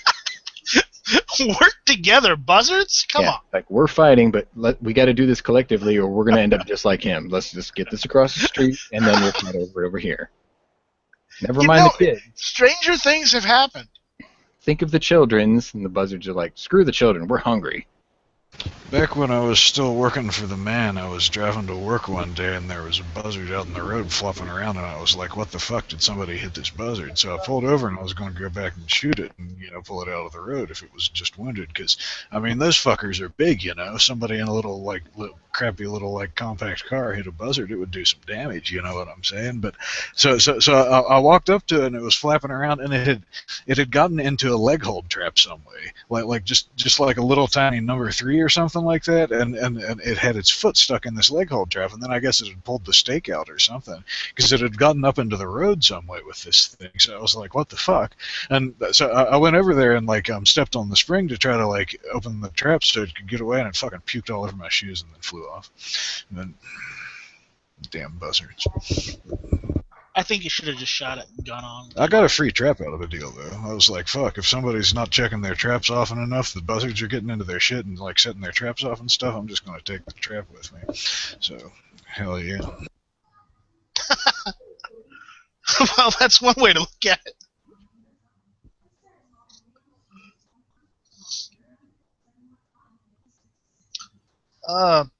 Sean said he'll be right back. He has to feed his dogs. I guess that's what he calls his children.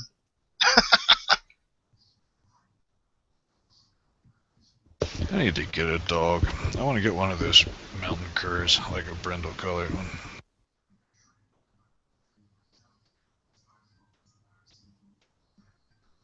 Then teach it to squirrel hunt.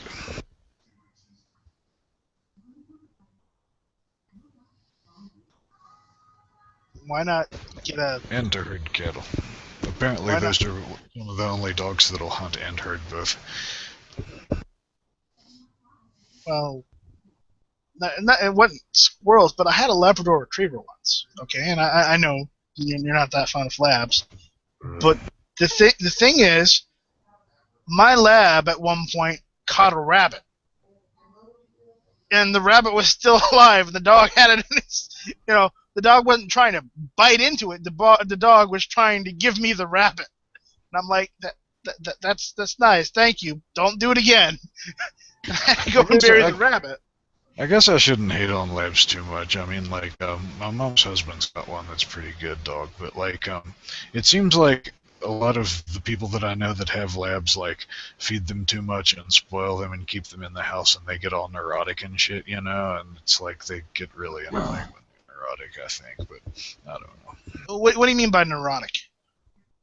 They're really codependent. That's the word I'm looking for. In what way? Well, it's like they're like, pet me, pet me, pet me, pet me. You don't have time to pet me, I'm going to go shit on your carpet or something. You know what I'm saying? Well, yeah, maybe some of this. Maybe she just has a couple be... of labs that are really bad, and that spoiled me on labs or something. I don't know. But yeah, no, I think that's more of of they're not properly trained instead of the lab's fault. Because my labs are always properly trained. I never had that problem with my labs.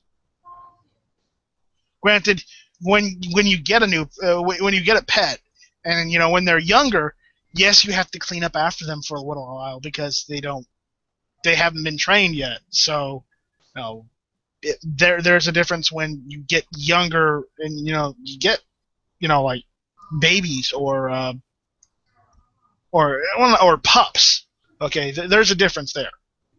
But if they're older and they're still doing that, then yeah, they're not properly trained. Yeah, the dog's probably just been spoiled. It's probably all it is, but I don't know. I never had that problem with my labs. Oh, we're getting into Stone Guy territory. You can't be racist.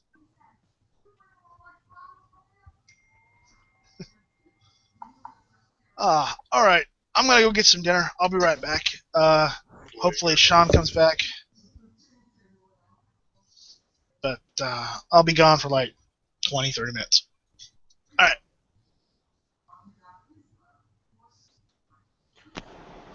Hungry dogs fed.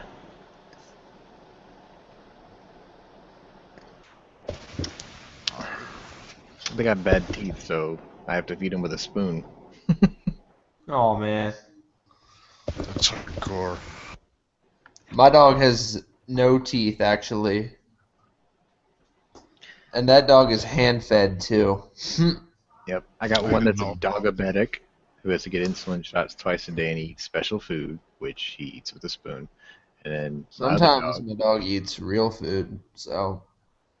my other dog is deaf, so what's really funny is nobody in my house realized it for the last 3 years. They just said, "Oh, he's just ignoring you," and I'm like, "No." And they're like, "How do you know he's not ignoring you?" So one day he was sitting in the living room with his back turned to me. I walked up behind him and I clapped my hands as loud as I could, and he didn't even move.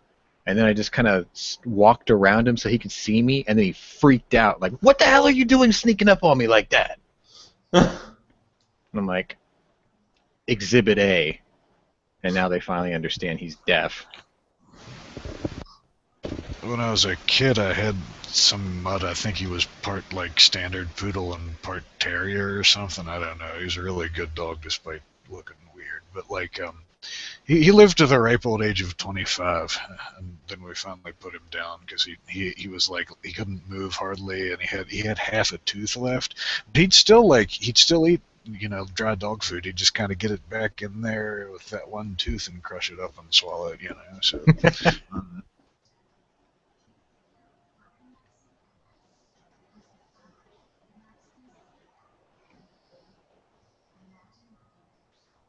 But I haven't had any dogs since then. He was hell of a dog. Awful hard to replace one like that.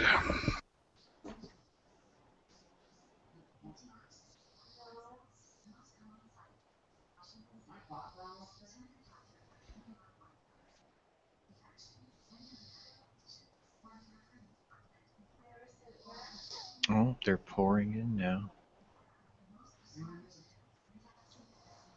How's it going, guys? Oh, it's going.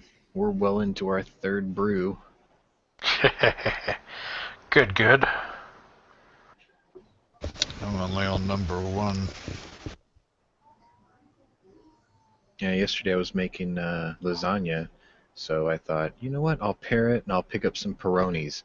And went to my local, and he only had 2 bottles of Peroni, and I'm like, well, I don't really just want 2, so then I looked over to their Blue Moons, and they had seasonals up there, and they got gingerbread spiced dark ale, and I'm like, okay, I'm not too much into flavored beers or whatever, but I grabbed it anyway because their Oktoberfest is fantastic, and their Valencia Orange is pretty good, so I grabbed it, and yeah, it worked out pretty good. I'm having an Oktoberfest myself right now, but it's the Sam Adams variety. That's probably my favorite one. Like theirs and St. Arnold's are pretty darn good. I've been trying to strictly limit myself to 1 beer per day just so I don't get, fat again, but I think I'm going to have 2 today because beer is tasty. Well, it depends on what you poured it in. I mean, if you poured it in like a pint glass, 1 beer a day is pretty hard to do. If you poured it in my mouth, buddy. Hell yeah. If you poured it into like, a 5-pint stein, then 1 a day's not too unfathomable.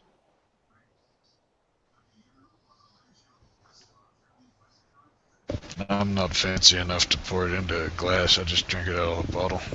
We got this place called World of Beer. They're all over the country, but when you reach certain milestones, sort of like tap lister, I guess, they give you perks, right? So like 50, they get a T-shirt, and 100. When you first get their loyalty card, you get a T-shirt. Then when you get to 50, they get a 50-point T-shirt. And then when you get to 100, they give you a 2-pint stein and a 100 T-shirt. And then every Monday when you come in, they'll fill this first stein for free, and then they'll fill every stein after it for $6. And it's got to be a brew that's 6% or less, which is fine on a weekday, on a Monday. So, like, I'll go in with my stein, and I'll have, like, something called Sea Dog Blueberry Ale. Sea Dog is up in Maine, and they make some pretty damn good beer. They make several different varieties, but their blueberry ale is not bad because it's just enough flavor to make you realize that there's a blueberry in there. Our friendly government taxes the fuck out of beer, right? It's like 44% of what you pay for every beer goes to the government. Oh yeah, they do the same thing with gas and tobacco and all that. Yeah, I'm gonna start making my own so I can be like, fuck you, tax guy. But oh wow! So check this out. Do you know who Doug Flutie is? He's a former quarterback for, I think, the Buffalo Bills. I mean, he's been in several teams, but he was a former NFL player, quarterback. Both of his parents died today at the same time, well, within an hour of one another. That's just weird. They're like those birds that, pair up together or whatever, It's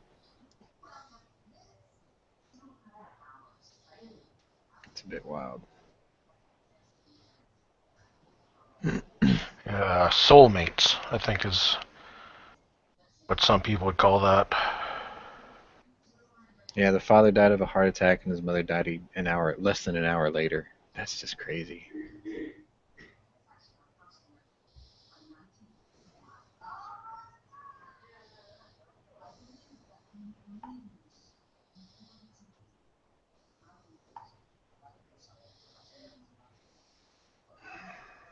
So anyway, I've been on my best behavior about this whole ISIS France thing, if you hadn't noticed.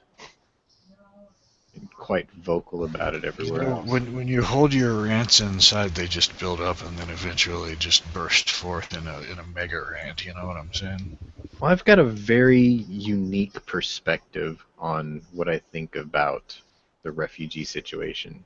I've talked to a lot of people. I've even went on Michael Berry's radio show, which I think he is actually nationally broadcast now. But I basically went in there and I'm like, look, what you're going to see in your history books in 20 years is Friday the 13th will be known as the greatest Trojan horse operation in European history.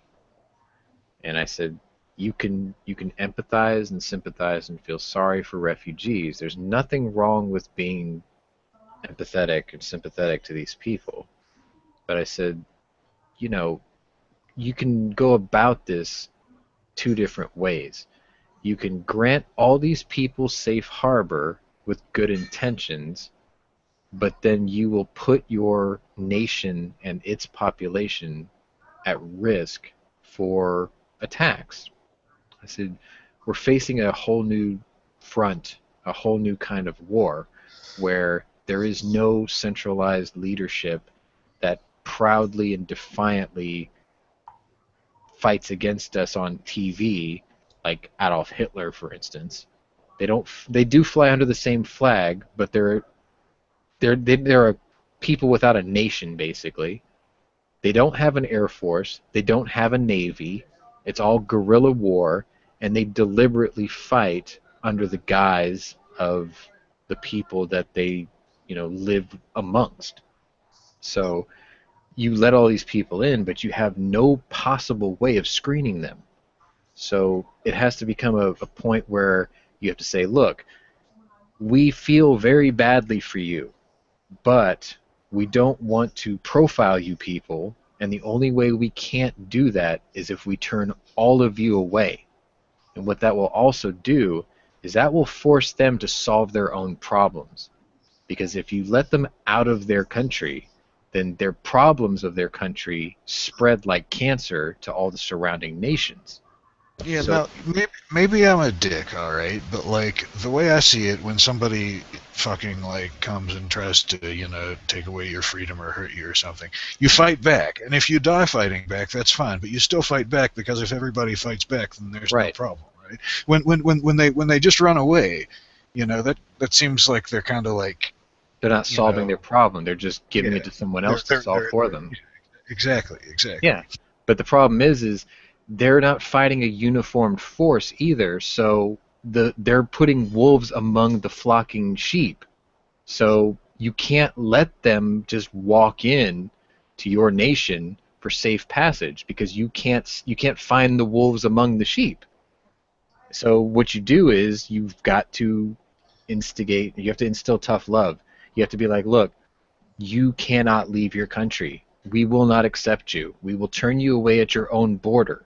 And what that's going to do is that's going to force them to either fight and overthrow their oppressor, or they're going to die trying. But they're not going to spread their misery to the rest of the world trying to solve it for them, because it's not our job to pick out their enemy. We can't do that because they all look the same. It's not me being racist. It's they all look the same because the enemy dresses like the people getting away. It's not like they're wearing a uniform that says, "Hi, I'm your enemy." It's not like that. There is no Wehrmacht. There is no black uniforms. There's no gray uniforms. It's not that. It's not like that anymore. That's not war. That's not the way wars are fought anymore. It's a very difficult type of combat that troops have to fight and nations have to accept. You say they don't look alike, and you're right, because That there was a Nathan? Greek guy, there was a Syrian guy, there were some guys from some other countries. So Right. you're people of a common religion, Right. not common race or ethnicity or country.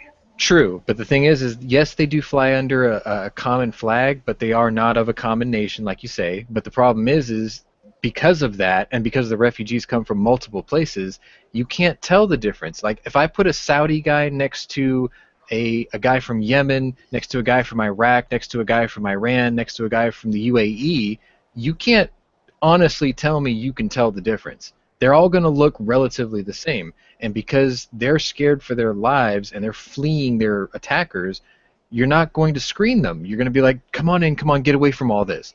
And that's what they're doing. And the bad ones are in there somewhere. I'm not saying they're all bad. That's ridiculous to even imply that. What I'm saying is there's 1 out of every 50 or 1 out of every 500, and those ones are getting in, and then they're organizing once they get in. Then they lump together, and then they attack.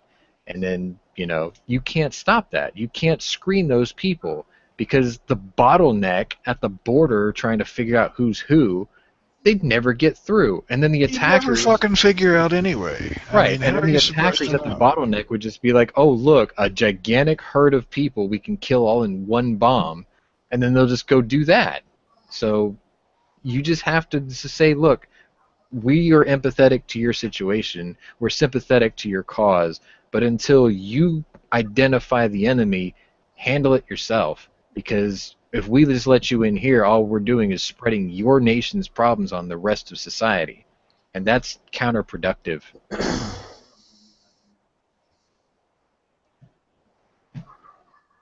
It's like, you got all these... There's 31 states now out of 50 in the United States who have said, we will not accept Syrian refugees. It needs to be 50 because they need to... especially Virginia. Right. They need to understand that, hey, look, you would sacrifice your own nation's people and security for what? You would allow these people to come in and give them carte blanche to do whatever they want because you can't screen them. You don't know if they're a sleeper cell or not.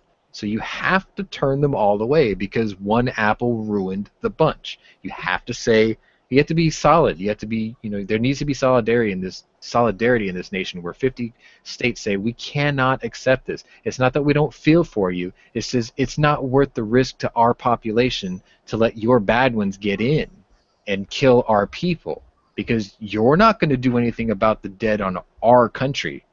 Are they? No, they won't. So you can't let them in because it's not like they're going to help you solve the problem anyway. It's tough love. I mean, it is what it is. I'll tell you a story. Once upon a time, there was a young fledgling nation being constantly crushed under the boot of an empire who would kill their own people to maintain control. And those people in the fledgling nation had no way to run away from their oppressor. There was no refugee status for these people. They couldn't go anywhere because there was nowhere for them to go to. So they had to either fight or die, and the American Revolution is the result of it. That's as simple as it gets. That is black and white. They were oppressed by their people too. Those people were willing to kill each other to maintain order and control, and American colonists had nowhere to run to. There was no other place to run to. They were technically the first ones in the area. So where were you going to go? You had to fight or you died. And we won. So, I mean, it's kind of a vague comparison, but you can still use it as a semi-example. You can say, look, you can either fight or die because we can't solve it for you. You can't tell an Englishman from a colonist because back then the colonists had accents too, the first ones. So what are you going to do about it? I was just looking at a map. It looks like none of the refugees want to come to West Virginia. Nobody's made any request. That suits me just fine. Tomlin would probably let him in here. I mean, I really feel sorry for the people who are suffering over there. I'm not a callous person. I mean, it's a crap situation. And these people are fighting over desert anyway. It's like, what was there worth staying for in the first place? It's like I see these religious wars between Israelis and Palestinians and Jews and, whatever. And it's like, you're all fighting for a freaking sandbox. I know what that space symbolizes, but, what if you just said, look, Israel, look, you got a lot of people trying to attack you all the time and eradicate you all the time. I know it's a symbolic place, but if we took all of your people and gave you the state of Wyoming, that whole conflict would have no leg to stand on anymore. But they won't do Shit, it. man, they'd kill somebody else if it wasn't Right. Israel. I mean, they'll It's just find how they another are. But people The, to the, fight. the thing is, like, Israel is the only country over there. Well, I guess the Saudi Arabia, all those places. It's one of the only like medieval fucked up countries over there. You know what I'm saying? So it's like, if they go away, then there's no. I don't know. Maybe I We don't don't have a foothold in the region. yeah, something. I guess we don't really have a foothold in the region anyway, because like Right, because the Russians are making darn we're sure not, we we're can't. not really friends with Israel anymore, I guess. But I don't know. It's a touchy thing. It's just, it seems like, from my perspective, I mean, I guess I can't consider myself the youth movement anymore. I'm 36, so from my perspective, I look at the ails of the world right now, and it just seems like the solutions are so simple, but everyone's too scared to offend somebody. And it's like, you don't need to worry about that kind of thing. If there's a simple solution, take the simple solution. Or if you have to be tough about it to gain a result, so be it. Because you can't be a capitulator constantly. You just can't. Because if you continually just give in, then you have no power. The only power you have is the power to surrender. And what good is that? I don't get it.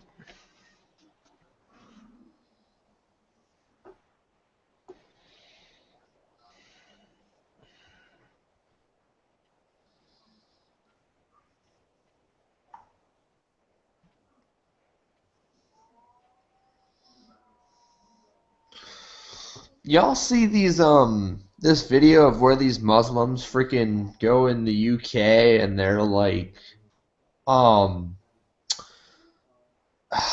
they're like patrols or something? I'm gonna watch the video right now. They're like I forgot who it was, but I can't say they stole it from me because I stole it from the source, but somebody quoted a quote that I use all the time from Theodore Roosevelt about what it is to be an immigrant in the United States.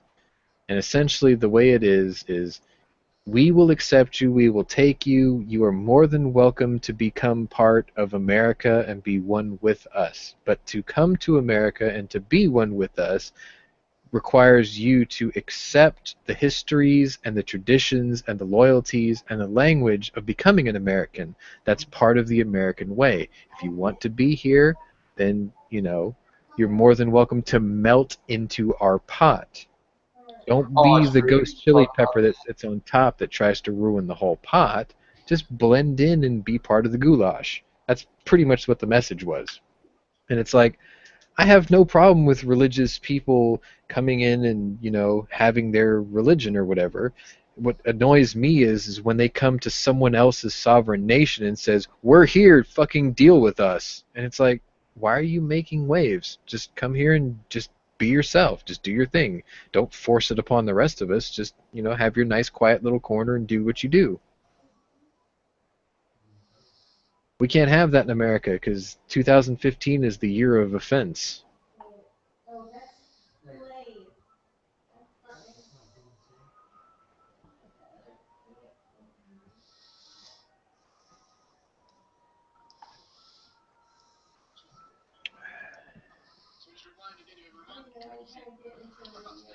I mean, just think about what was happening 2 weeks ago. yeah, there's Syrian law patrols. This video, they're going around. They're talking about they're going to other like Islamic people and they're going like, "Yo, you shouldn't be drinking" or something like that, and they're All you have enforcing to their do beliefs on like, "Hey, you can't do this, you can't do that." Like, dog, stop. all you have to do is read the parts of the Quran that tells you how does Islam treat what they call infidels, and how do they approach apostates. Infidels are people who are not of Islam but may be convinced to join Islam, which, okay, it's just, hey, hi, I'm from Islam and this is what we believe in. Obviously, you've never heard of us before. We're willing to assimilate you if you're willing to play ball. That's what an infidel technically is. But if you have an apostate, that's a guy who was in Islam and was of Muslim faith, who denounced it, who gave it up. What did they do with those people? Cut their fucking head off.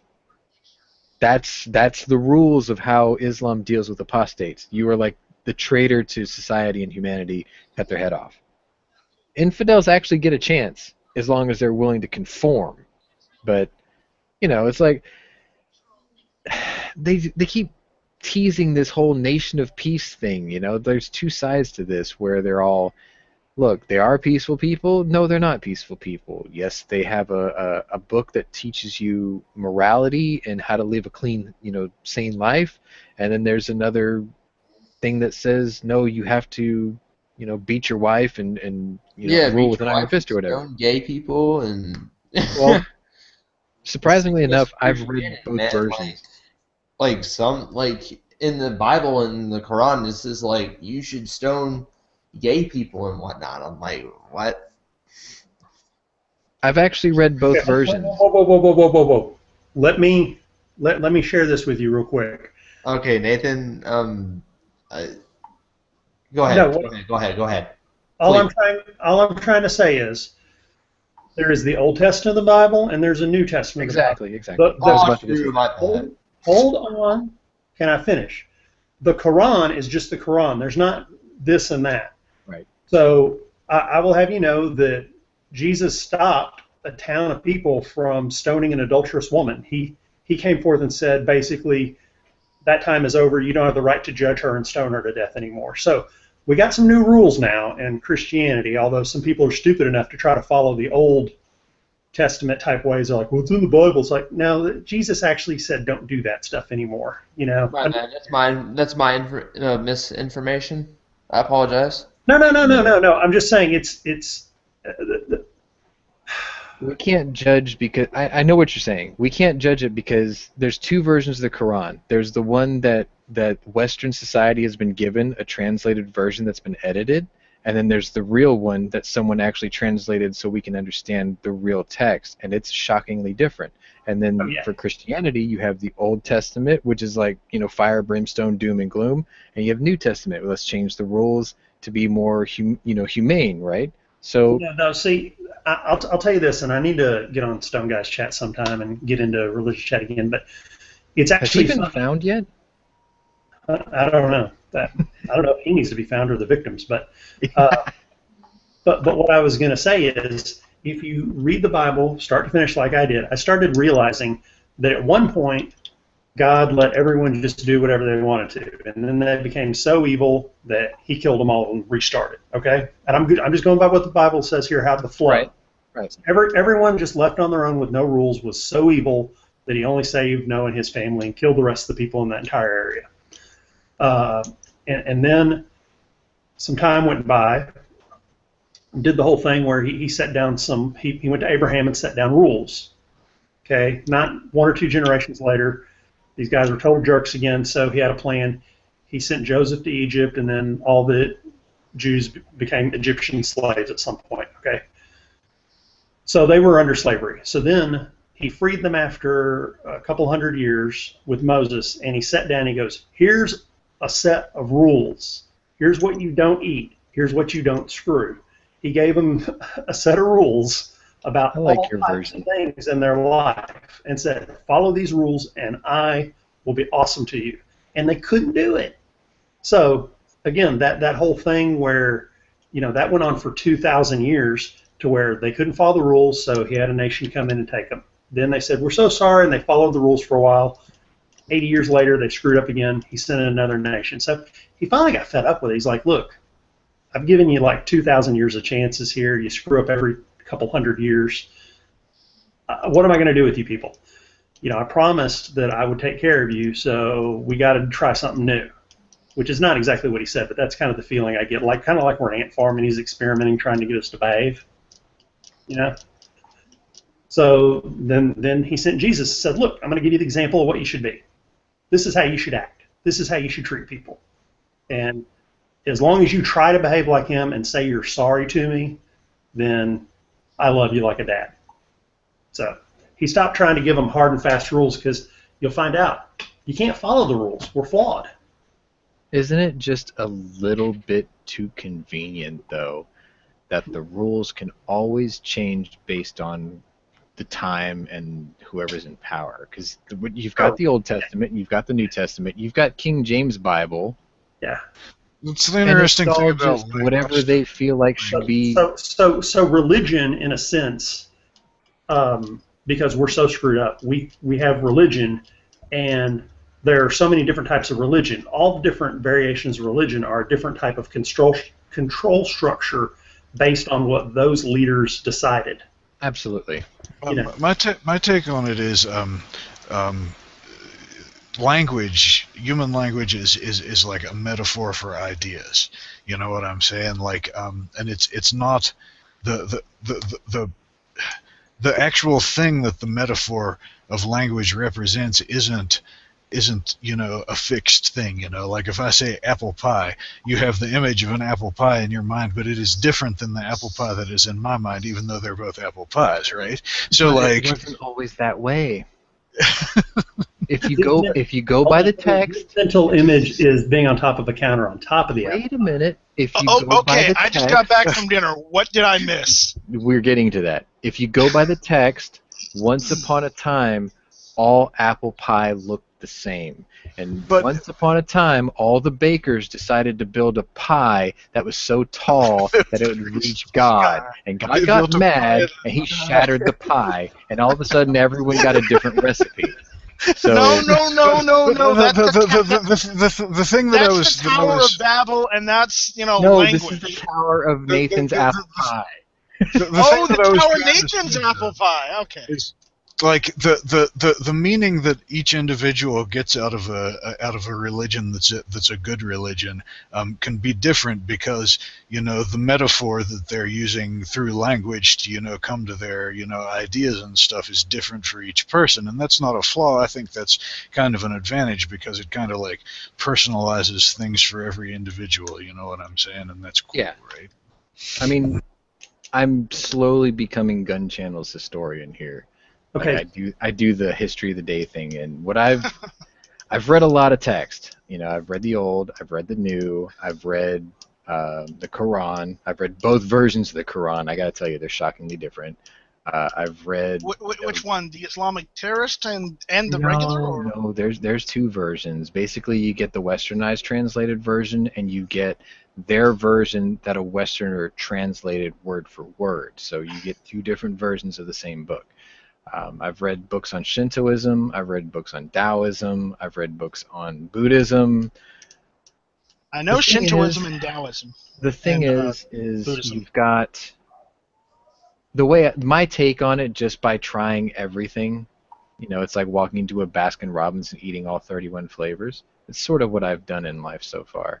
And basically what I've come up with is once upon a time, before science could prove or disprove phenomena, there was religion. And religion is very comforting because the principles of religion are basically all the same. How to lead a good and moral life. All of the books basically have that. So there's nothing wrong with that. It's very comforting to give people, guidelines and rules on how to live a good life. What the differences are is how to deal with those who defy that. And that's where you get these radical differences of how do you handle non-believers and all this other stuff. But the stories all start relatively decent because the stories were written for those who already follow the beliefs of the guy who created it. I make this joke all the time, but if you really think about it, I can break down Jesus in the most basic story. You've got a ruling party that rules with an iron fist in a class system. You have a commoner who has a good idea, who shares his good idea with the common people and gives the common people hope, and they start to follow him. And one of two things is going to happen. He will become the leading power and rewrite history, because history only is written by the survivors, or he will become a martyr destroyed by the infrastructure that is in power. Now, that happened in the 90s. There was a man named David Koresh. He had an idea. A lot of people followed him. He was crushed by the boot of those who were in power. I'm not saying I agree with him, but the principal ideology is the exact same. It was a guy with an idea, and people followed him because they believed the message. Jesus was no different than like a guy like David Koresh. I'm not saying that Jesus slept with kids or whatever. I'm just saying that they all had a fundamental idea that a lot of people followed, and then they were crushed by their oppressors or their structure. Can I point out the fact that David Koresh said he was Christ reborn and used the Bible to convince everyone he could sleep with their kids? Fair enough, but I mean, there's Heaven's Gate and there's all these other psychos too. But they all started with the same idea of I've got this idea, follow me. And if people followed him, if they were dumb enough to follow him, you're generalizing it a bit too broad. I'm just making it on the most elemental level. I mean, it's not right. I'm just saying it's on an elemental level. It's a person who had a great idea and a lot of people followed it. And either they continued to follow it throughout history, or they were crushed and became martyrs, and then people followed it later because they believed in the martyr. I think that the substantive difference, though, is in the details of the particular idea. You know what I'm saying? Yeah. But, I mean, the fundamentals are the same. Idea, followers, throughout history. If the followers continue to follow for centuries, principle. Yeah, because if you follow an idea for centuries, it's like, you know the saying, if you tell a lie enough, it becomes the truth. Well, if you have a belief system and generations follow it, it starts to become, above mankind. It's better than humanity because it's outlived humanity. It's outlived the generation that followed it before. It becomes religion. It becomes something that was there all along, because maybe you're the 7th or 8th generation. You don't question it because it was like, my father did it, his father did it, his father did it, and his father did it. So it becomes more so that it's not just a religion, it's also a tradition. Right. Religion is based off of tradition, I think, because it started off with a great idea and it just survived, and it survived. I'm not saying that this is my opinion. I'm just saying I'm just going by what he's saying, and in his train of thought on this. I don't want anyone to go and just persecute me. It's like, that's not religion. It's what religion is about. It's just in this context of the conversation. I have never judged anyone for having religion, because everyone needs to have their space. They need to have their comfort, and they need to have whatever lets them sleep at night. So that's perfectly cool. The only time I ever butt heads with people in religion is when they forcibly try to push it on me. Like, look, you have to do this. It's God tells me I have to make you do this. And I'm like, no, he doesn't. No, he doesn't. He just tells you not to sleep with your neighbor, not to persecute your neighbor, not to kill your neighbor, not to kill your brother, things like that. He just gave you the guidelines. I thought it was not to sleep with your neighbor's wife. I'm just generalizing. I think humans are hardwired. You shouldn't sleep with your neighbor either, not just his wife, both.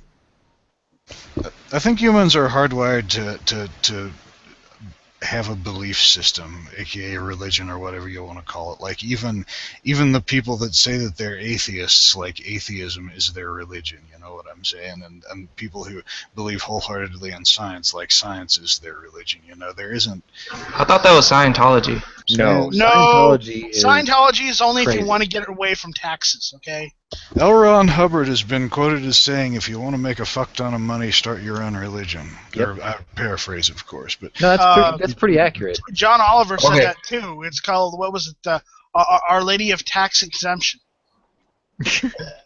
We need a gun religion. Yeah, no. This is the religion I would like to start. The God, Guns, and Ammo, the God, Guns, and Food religion, okay? Not necessarily in that order. Maybe in that order. And our Lord and Depends on- Savior is Matt V2099. No, Oh, no, God, no. I can't imagine a sermon starting with, "Okay, dudes." Wait. Can we turn? No, he'd be one of our prophets. Can we turn the Constitution? Can we turn the American Constitution into a religion? Use those values. That's what I was saying. Like everybody has a particular belief system, like a particular set of ideas that they hold sacrosanct. You know what I'm saying? And that is religion. So in a way, we do have kind of a Second Amendment religious thing, sort of. And if anyone didn't get it, I was totally just making a joke. I wasn't. But Matt V2099 might be one of our prophets because, I mean, I don't know. okay, dudes.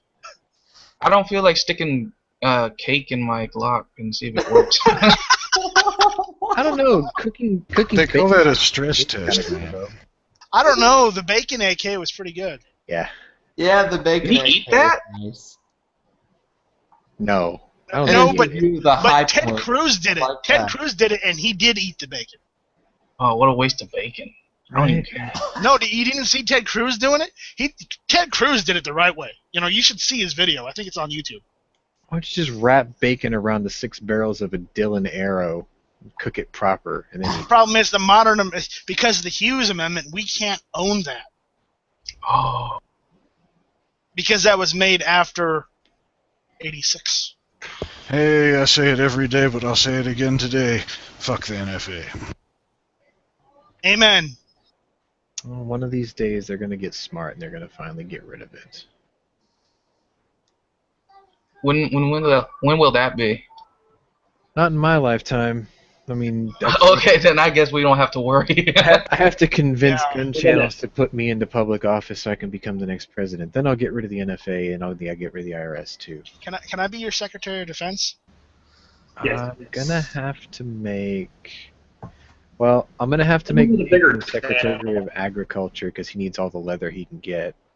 I accept that job. Monsanto will buy it for me.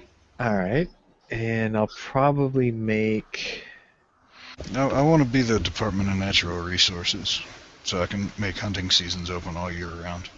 I support that. I'll second you on that. But what particular? Everything? I'd have to make Mike Rome my vice president.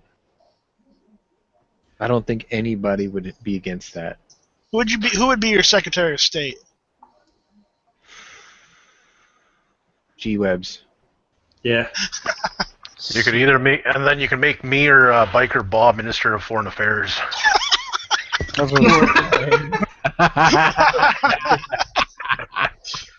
Listen, you're going to have to do something to distract away from you so you can pass the stuff you need. So make your running mate Tex Grubner. That's the closest to Joe Biden we got. My Veep would have to be Mike Rowe because I just agree with that whole America needs to learn trade skills again, and we need to stop outsourcing it. I can't find fault in his logic anywhere. That's why I'm learning gunsmithing. I mean, granted, it's part of what I'm doing already, just owning my own firearms. But the fact is, I want to make them. I heard. I want to I make heard that was- customized ones. I heard that's not a really good place because I really wanted to go gunsmithing too, but I heard it's not really worth it. SDI.edu. I went to one of the other ones, so I'm gonna have get to a degree that's accredited and then go to work. Because think about it like this, okay? There is a generation of people right now who work for Smith & Wesson, Ruger, Kel-Tec, just about any other firearms manufacturer, right? These guys are engineers, they're developers. Gunsmiths have to be both. They have to be able to reverse engineer things.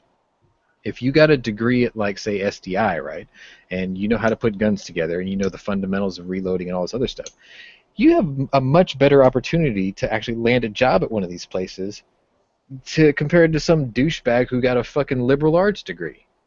Because they never had to use their hands. Then we'll just have a. Yeah, Then we'll have, make fun of me if you must, but I'm going to Penn Foster.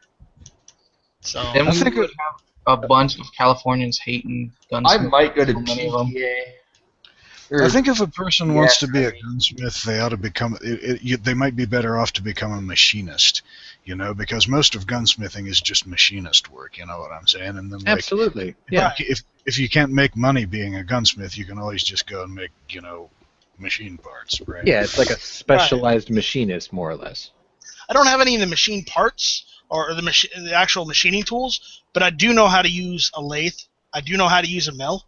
So I really wish I knew more about machining stuff. I mean, I can. So I know the can fundamentals put and the all of it basics. together, but as far as like actually making parts on a lathe or on like a fucking XY table or whatever, I can't do CNC. that. I wish I could. I could make all kinds of awesome stuff if I could. Well, see, that's the thing. The guy who knows how to program the CNC and who knows how to machine the parts, he knows numbers. He knows maths and science. He knows how to mix the numbers together to cut out that chunk of aluminum to make what you want on that digital machine.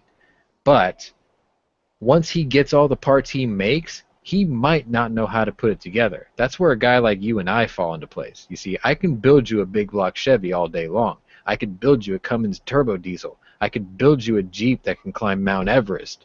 But I couldn't manufacture, say, the piston that goes in, the engine that I'm building.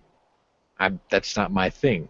But I could take all the parts that someone else developed and put them in harmony with one another to make them the most efficient tool possible. And that's what a gunsmith has to do too. He doesn't necessarily have to machine the parts. He might have to source them. But like, say, take an MG42, for instance, which almost none of us have ever had our hands on. And look how many parts are involved. I've seen one at a museum. Well, I mean, look how many parts are involved in one of those, right? Right. A gunsmith has to be able to take a box, because you can't buy a fully assembled MG42 in the States. You have to buy one that's all cut up and put it back. You have to buy one of the Yugo M53s.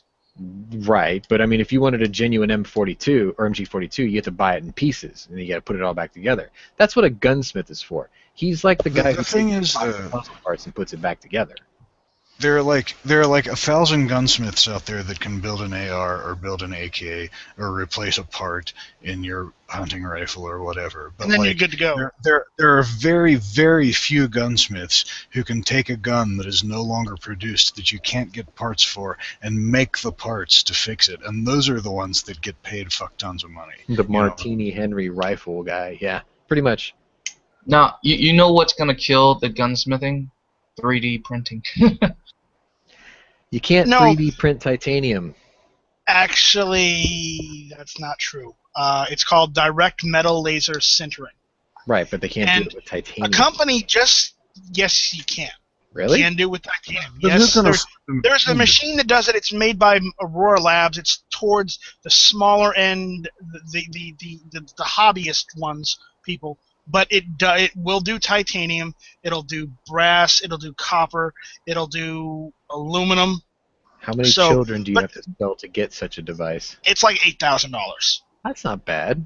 Okay, and basically how direct metal laser sintering works is basically it takes the metal that's in a powder form, and it just shoots a laser and it just layers it like a regular 3D printer would. Terraforming with metal. And they're lasering it and melting it into metal again. So that's still not going to be as strong as a part that's been cut out of, like machined out of one piece. Here's the thing. There's a company that just either this week or last week just went and started advertising their silencers, because their silencers are half the size of normal silencers, and they're all made via direct metal laser sintering. So there's some food for thought. It's and all apparently one they solid work all right. piece. It's all one solid piece. But you can tell So if it's you have a 3D printed baffle because strike, you're it's got the lines. But still, it still works. And they even have a guy from The Truth About Guns actually went and got the two different versions of them. The problem is, and he if went you have and a baffle strike, you're tested them. screwed. because you can't take out that one modular piece. Whereas the guy who invented the tube with the small block Chevy freeze plugs, who does the exact same thing, he has a baffle strike. He can knock them out and put one thing back in it to fix it.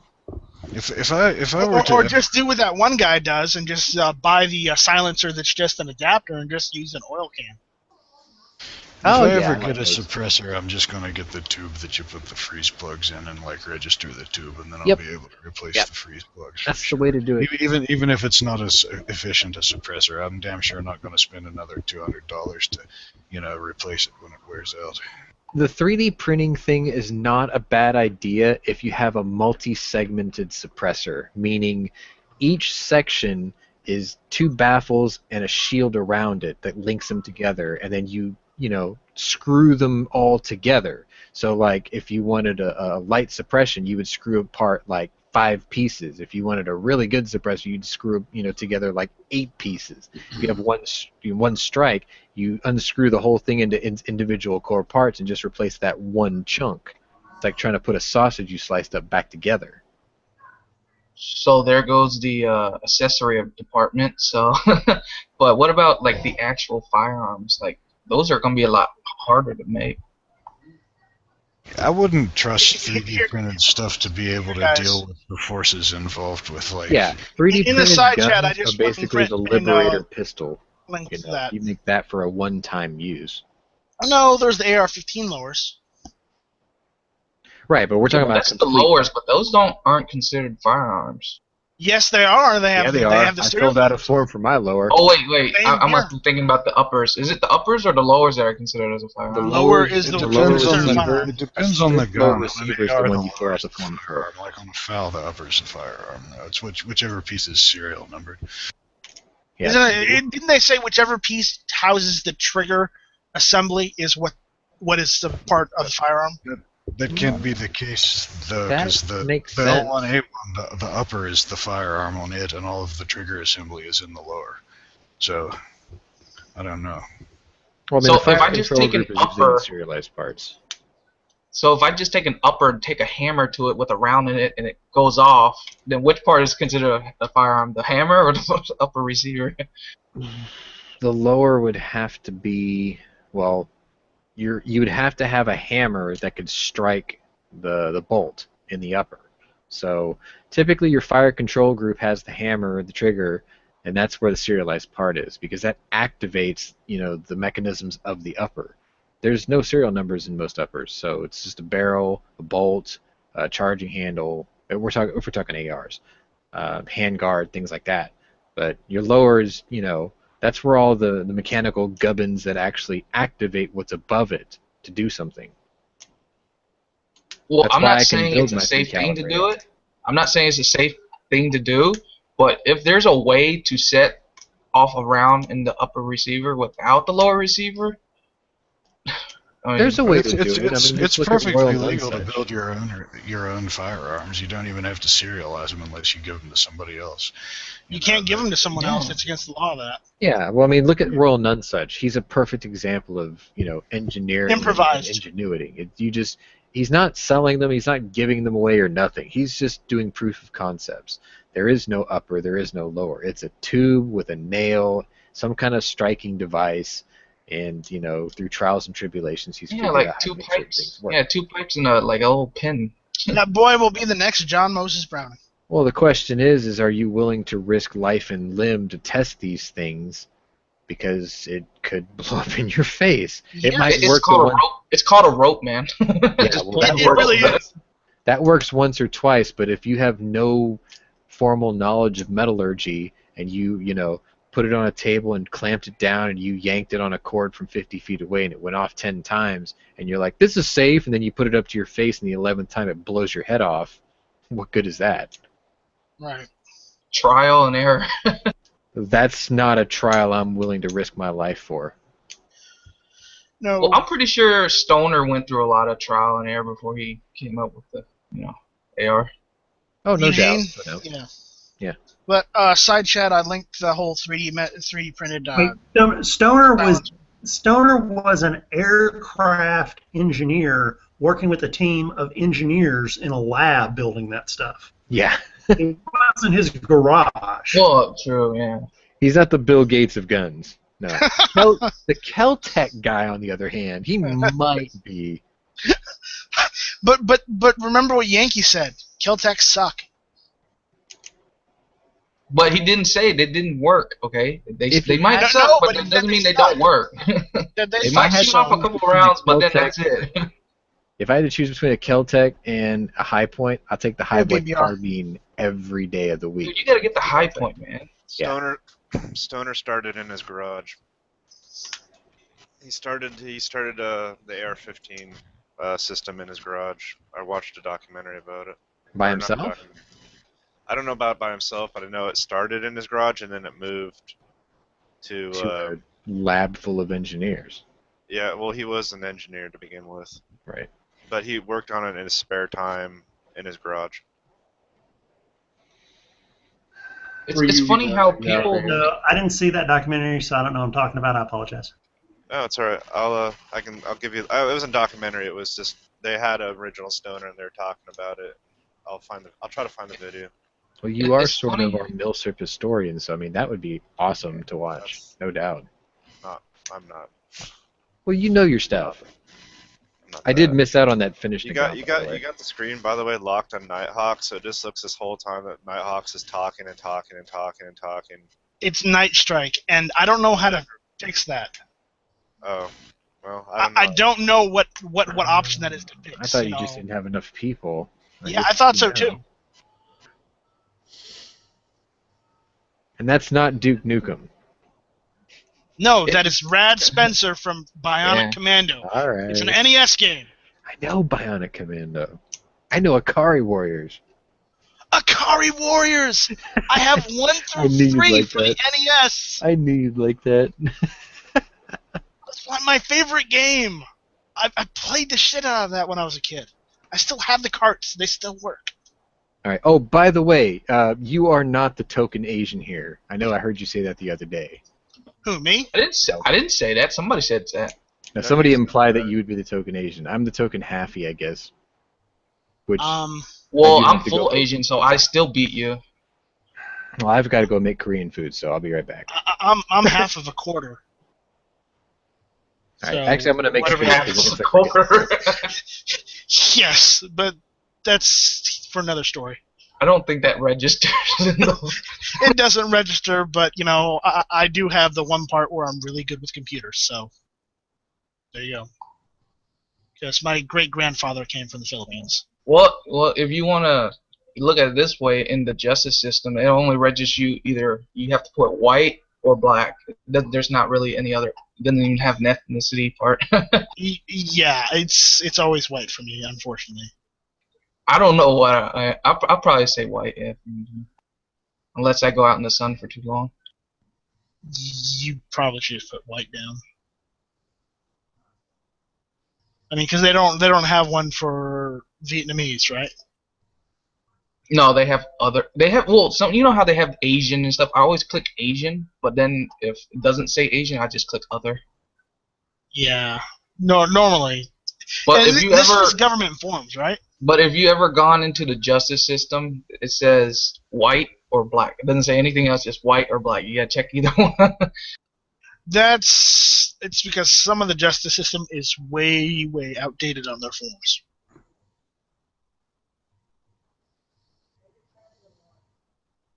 And if everybody's guessing what I'm talking about, I was young, okay? So I got away with it. You were young. Okay, yeah, we'll go with that. Under 18, not over. Yeah, under. Well, there we go.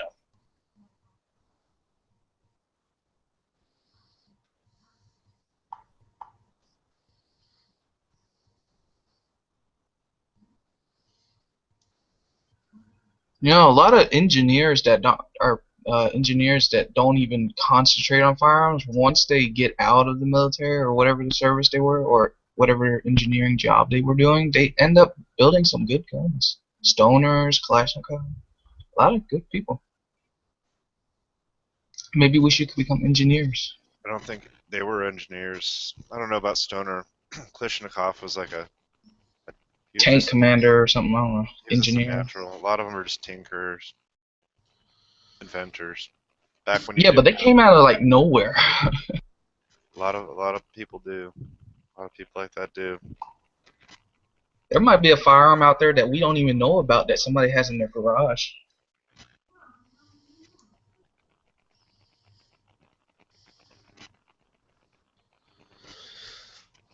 Because since G-Web's made his videos, I didn't even know there was such thing as a 180B or a 180 AR. Not an AR. It's a stoner rifle, but it's just I don't know. I don't know how to explain it. It's a completely different. But there are more firearms than you can ever possibly imagine out there. I don't know if you guys ever seen Bum with a shotgun, but you know those two sticks are technically made one. It's like the stuff World Nunchuck makes.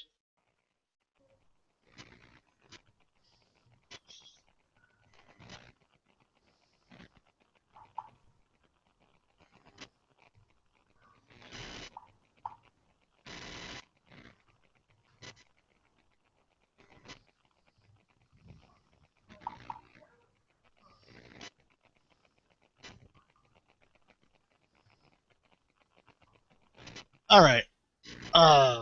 When's Matt supposed to be on tonight? 7. Is he on tonight, or is? Yeah. Probably like 10 or 11.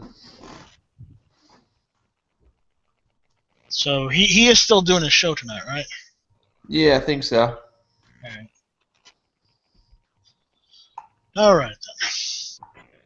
I don't know. Was he late last time, or was it just me?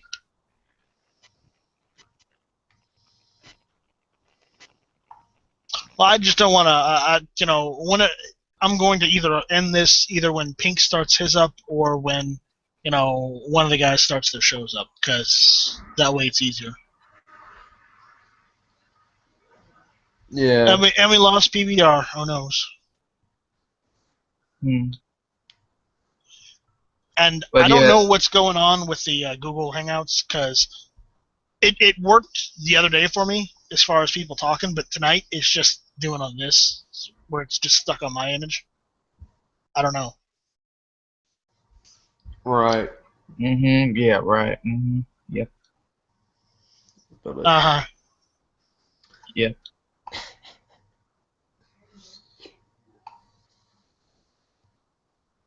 Okay, well, from now on, we'll just call you Ho Chi Minh. You can't call me that. Oh, First of all, he was north, and second of all, my parents were in the middle and south, and third of all, I was born here, sir. Hold on. And fourth of all, Hold on for a second. Matt does not do his Wednesday night chats for another hour and 15 minutes. He starts them at 9. It's almost 9 o'clock here. Yeah, Sam. So is he on Central? Hour and 15 minutes. He's on Trust me. Central then. That's the yes. Yes. Trust me, I have to figure these things out. Every Wednesday night, he starts his chat half an hour after I put my kids to bed. Well, hurry! You got some time. Hurry! Yeah. well, what if they don't sleep on their schedule? He probably reprimands them.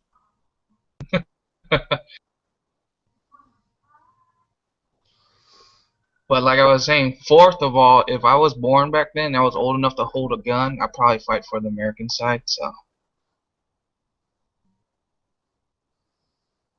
You know I'm only giving you shit. I'm not being serious at all. I know, and you know what was the messed up thing is that when I was little, my mom gave me a Ho Chi Minh shirt, and she was freaking South.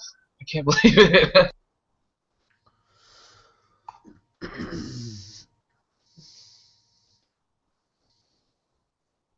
So bad. People don't have any values anymore. So what, were your parents like kids when they came over here, or what? No, they were like in their teens. So yes, they were kids. I mean, yeah, you want to call them kids, man. I mean, they weren't 18 yet, were they? No. Then, as far as the United States is concerned, they're still kids. Well, if you want to start like the slang of this generation or however you want to call it, teenagers thinks they're adults right now.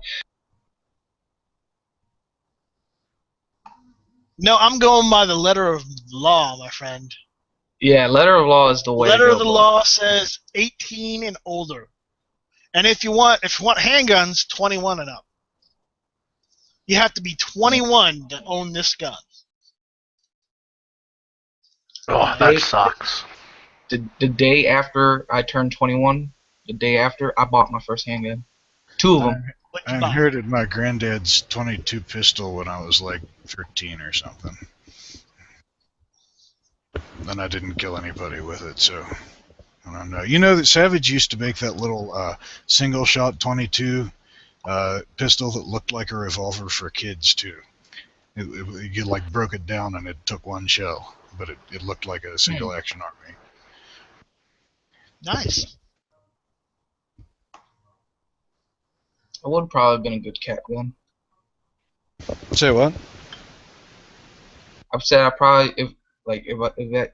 Yeah, do they still sell those or no? Because that would have been. Oh shit! No, they haven't been in production since like 1950 or something. I don't think. Okay, Never Enough Ammo just went in the chat and said Double Dragon for the win, and I have to agree. Double Dragon was probably the best arcade game ever. I mean, I had it for the NES as well, but I liked playing it on the arcades more.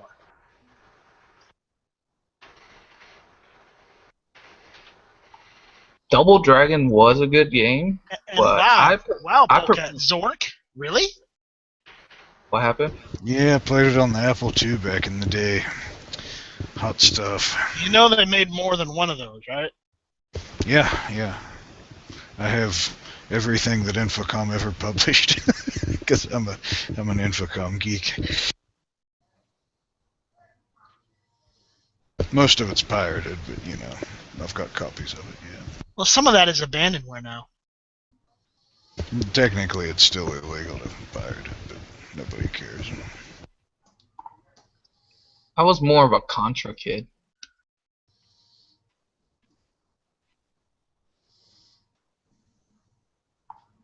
Yeah, no more Konami for me. Not after they pulled that stunt of theirs. Duran, please. I played the shit out of Ultima 2 as well. I probably had like 200 hours into that game when I was a kid. Hey, Never Enough Ammo, if you're listening to this, I have a spare NES if you want to buy it off me.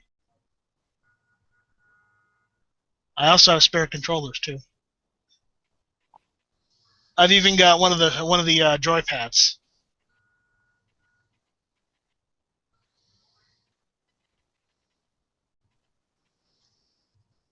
Oh, and Pool of Radiance. Remember Pool of Radiance?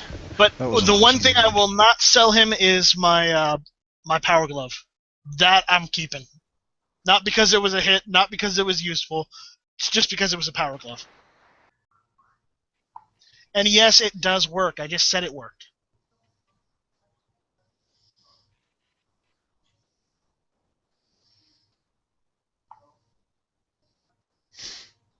I didn't have like a console when I was a kid. We just had the Apple II.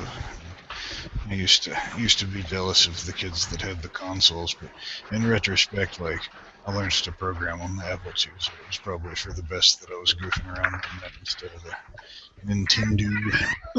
Yeah, no, I've always been a video game guy myself because, you know, my grandparents in '89 got me for Christmas an NES, and my mom and dad were like, no, don't buy them that because, you know, it's my mom and dad.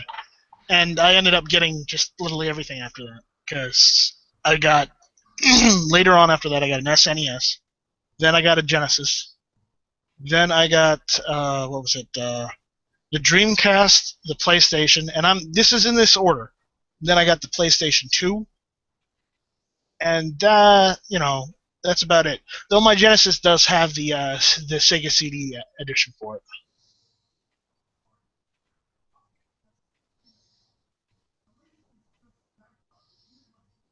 Okay, well, PBR said there's something wrong with his chat. He can't. He also can't find the stoner video talking about his garage and his shop.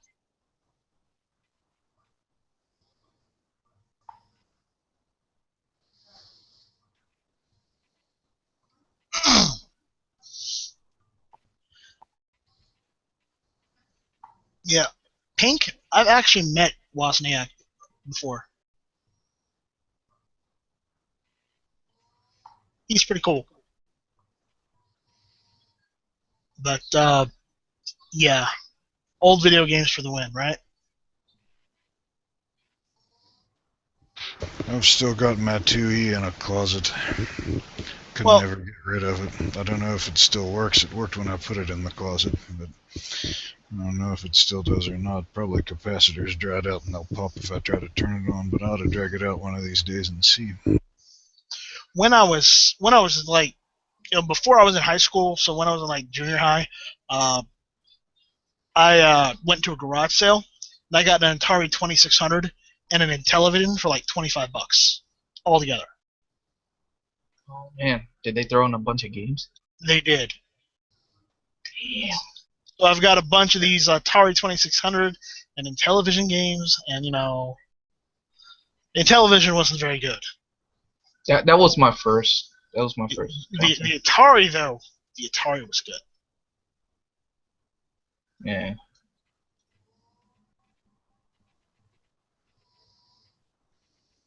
But it's too bad we lost Sean. I don't know what happened to him.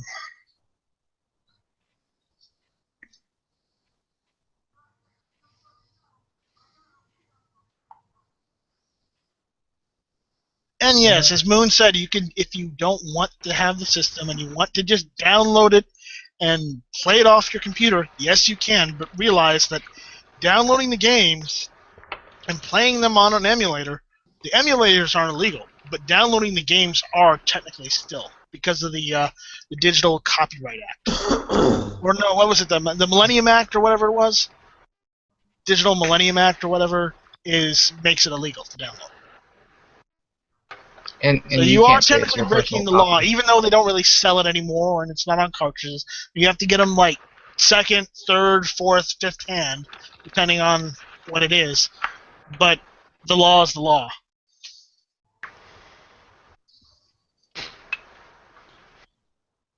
When you get caught. Are you saying there's a way on the internet to break the law and download things? What? Yeah, hey, how about that, Nathan? I gotta watch my kids. Yeah. You gotta watch your kid for that. That's hilarious.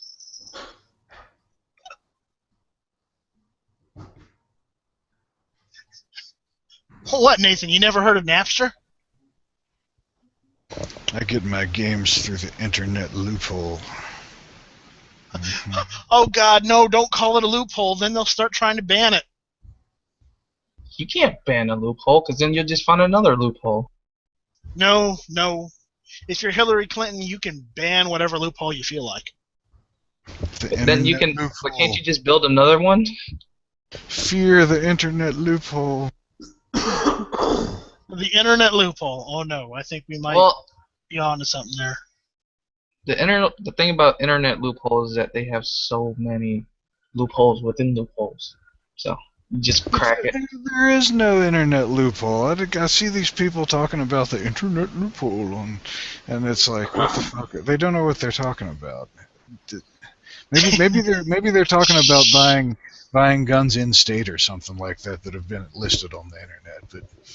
But There's no internet loophole. Oh, People Gosh. that for say firearms. otherwise, they're fucking lying. Don't listen to them. Disprove them. I think they're making shit up. But, They're desperate. Yeah, That's what it because is. if you go to Craigslist, that's technically a private sale. Actually, you don't go to Craigslist. You go to Armslist because Craigslist disallows guns. No, they found a way to like code it in. If you don't know the code, then you're. I don't know, man. I don't even buy from Craigslist, so I don't care.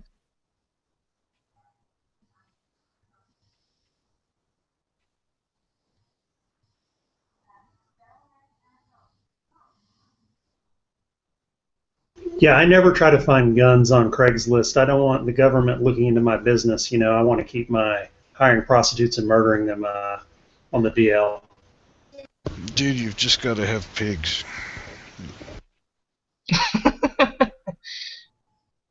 That's why I pay cash.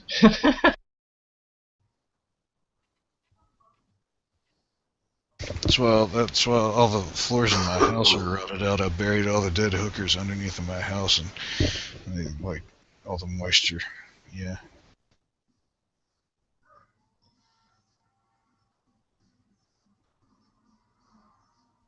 I shouldn't say things like that. Somebody will think I'm serious. Oh, I thought you're not serious. Okay, never mind. No, sadly. I mean, no. But I mean, if I I mean, was, you are secluded. You are secluded. maybe I really do kill hookers and bury them under my house, and I'm making fun of, you know, like killing hookers and burying them under my house, so that you all won't really think that I actually do. And so, Well, if you hypothetically did, were they good reasons? I don't know. I don't have any dead hookers under my house. I don't know what you're talking about. I don't care if you do or not. I don't want to know anything. I don't want to be an accessory. Well, no, isn't an accessory when you're helping? No, an accessory is if you have information. I've got some dead animals under my house because they fucking crawled under there and died. But Yeah. Well, if that happens, just pretend, just go retarded for a few minutes. Yes, Just, Moon. This chat is just for you. You know, he just said dead hooker chat. Who said dead hooker? Moon Food said it on the chat room. That's not helping us pushing our second. No, it's not.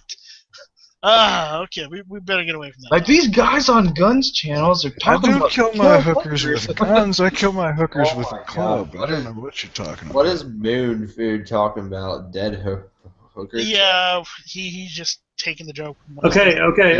Left to right, best gun to shoot a hooker with. Oh my God damn it, Nathan! It has to be. Okay. If we're gonna go there, it has to be a 22. So. It has to be some like Saturday night special from the 80s, and the hooker has to be wearing like 80s hooker gear. No, it's got to be in 380. No, because you can still find a 380. Okay, 32 ACP. Wait, is the 32 smaller than the 22, or 22 smaller? No, the 22 was it short? Get the 22 short. Just Y'all are buying 32s and 380s? Why do you think I have to shoot the hookers? I'm broke. So what is it? What is it? 17 HMR?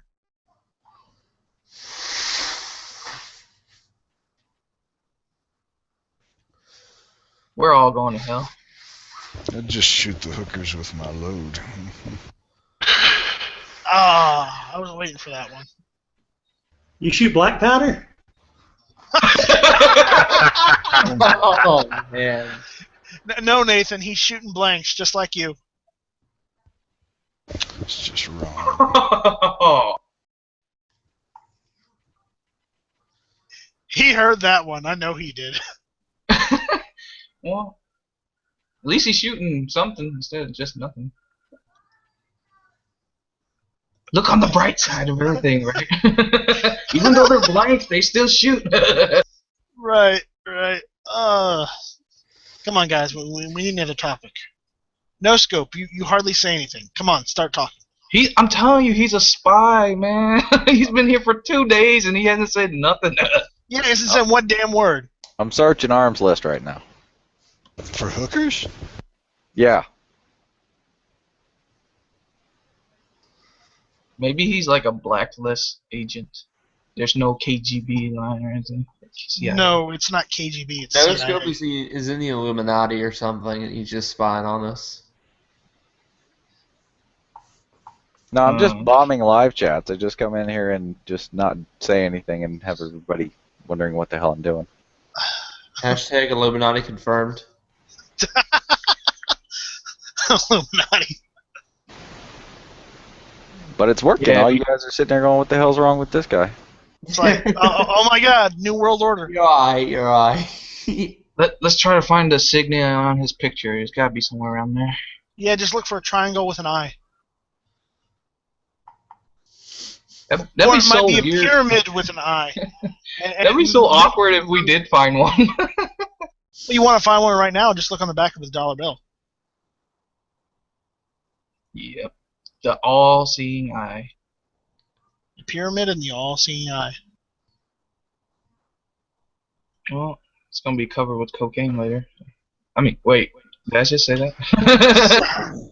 So we know what you've been doing. I'm not a drug user.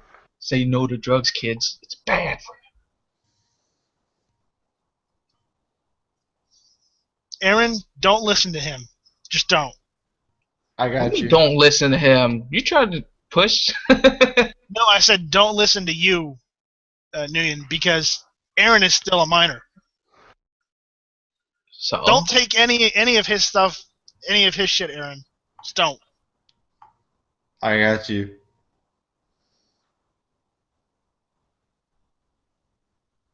If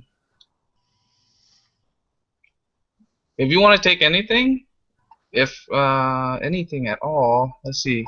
Let's look back in the past that we should have changed. And Shotgun Shooter 666 says buy 1911. Yep. Well, yeah. Make sure it's a good one though. Unless it's a mantelpiece. Lock Yeah, buy a Rock Island or ATI.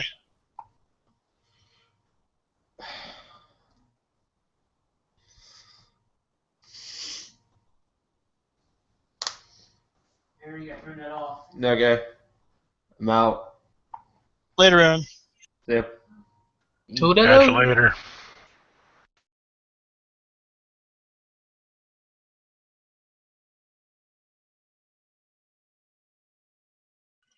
Now that he's gone, let's go to Rated R. No.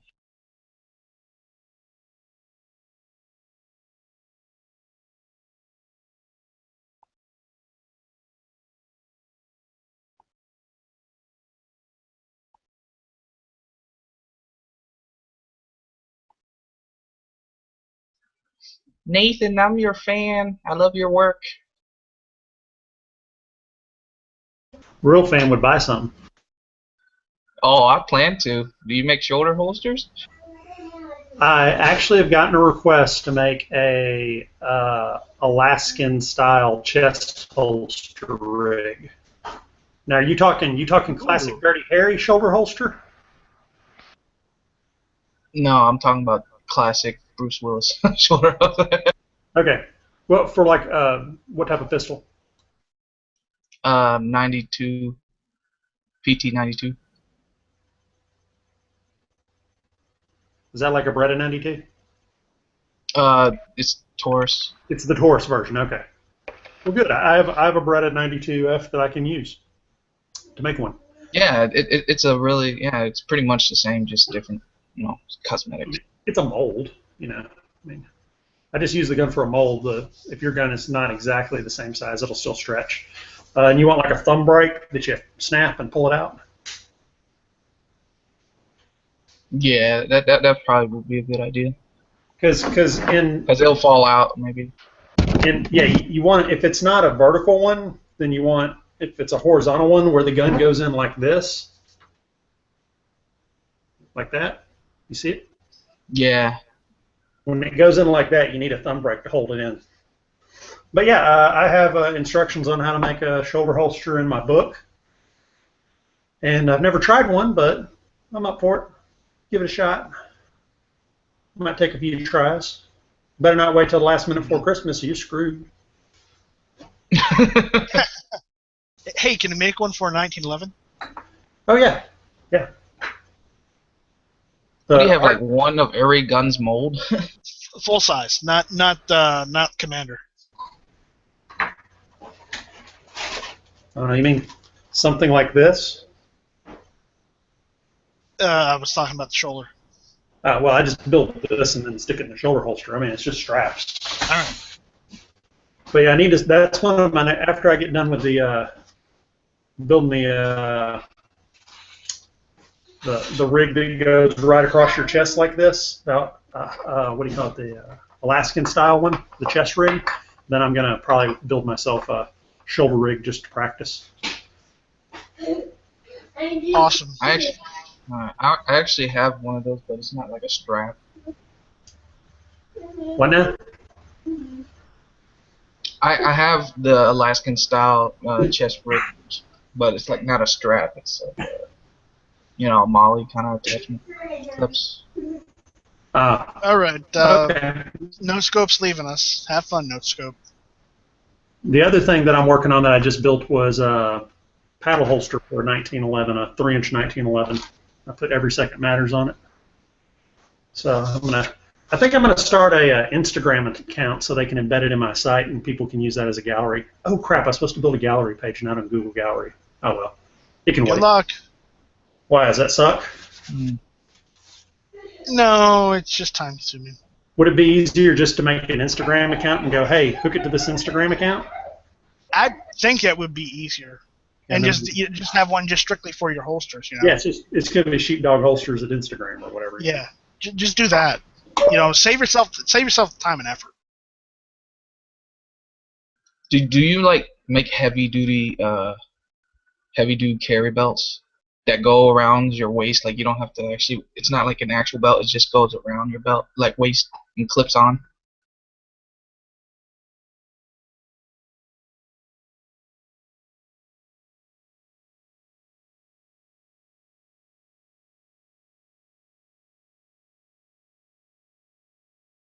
You're muted, dude. Yeah. Dude, and what I said was so awesome. Now I got to try to remember it.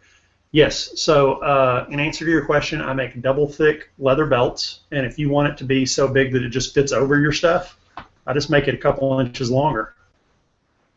Yeah, because I kind of want to look for ones that's like law enforcement. You know how they don't actually wear on like their belts; they just put it on like a clip around the waist. Yeah. I mean, do you have open carry, or is this just for going out to the range? We're trying to get open carry right now, so hopefully. This would be a hunting / range gun then. Yeah. Okay. Unless, well, you can probably conceal if you wear a lot of clothes. Yeah, if you wanted to. I just wouldn't wear two belts. That'd look kind of silly. But I would make a belt long enough for you that it would fit over your belt, and then if you wanted to put through your belt loop, you could do that too. You'd have the choice. You get to pick 4 different colors. They're 1 3/4 inch thick, which means they're just big enough that they'll go through blue jean loops, and normal pant loops, but they kind of are close to not fitting. At 2 inches, they don't fit. And they're double thick. They don't bend. They're extra strong. And then if you get the belt holster with it, then I'm running a deal for $99 for belt holster and belt. Or you can do $140, $139.99 for mag carrier, belt, and belt holster for the full rig.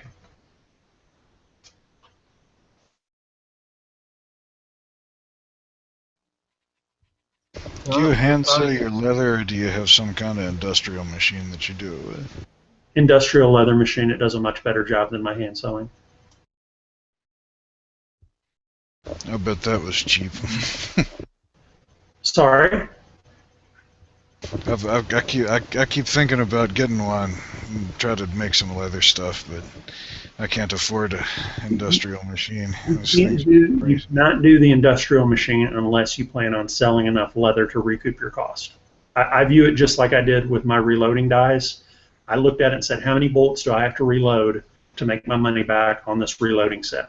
And since then, in the 5 years since, I've made my money back 10 times over because I've been loading freaking giant Magnum rounds in it. Nobody makes the kind of leather goods that I want, though, so I'm going to have to make my own, I think. I don't know. It'd be interesting to make my own. Nobody makes... Nobody makes cartridge boxes or butt cuffs for both rifle and shotgun ammunition. at least not nice ones, because I collect combination rifles, you know, like rifle shotguns, right? But there are very few valid ways to carry ammunition for those without just filling your pockets with a bunch of different shit that gets mixed together. You know what I'm saying? Okay, so you want something that like goes around the stock and ties on with a leather lace. I could make something like that, but like the cartridge cases, that are made out of the hard leather and have the loops inside and the flap on them and stuff. I can't make stuff like that, though. At least not without learning stuff. I can probably, we can talk about it later, but I can probably design you cartridge cases. Oh, it's cool. I'm kind of on a fixed income until April anyway, so I'm not really buying anything anyhow. But I was just kind of brainstorming around about it.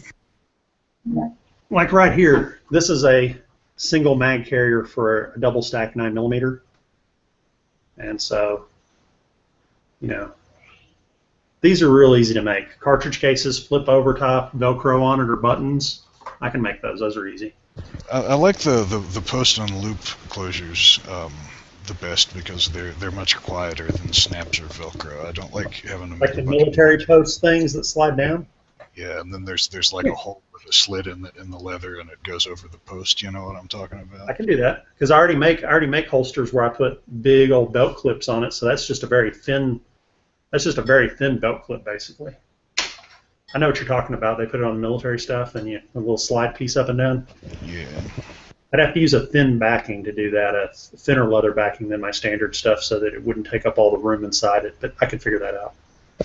Are we thinking of the same thing? Hang on a second. Let me find a.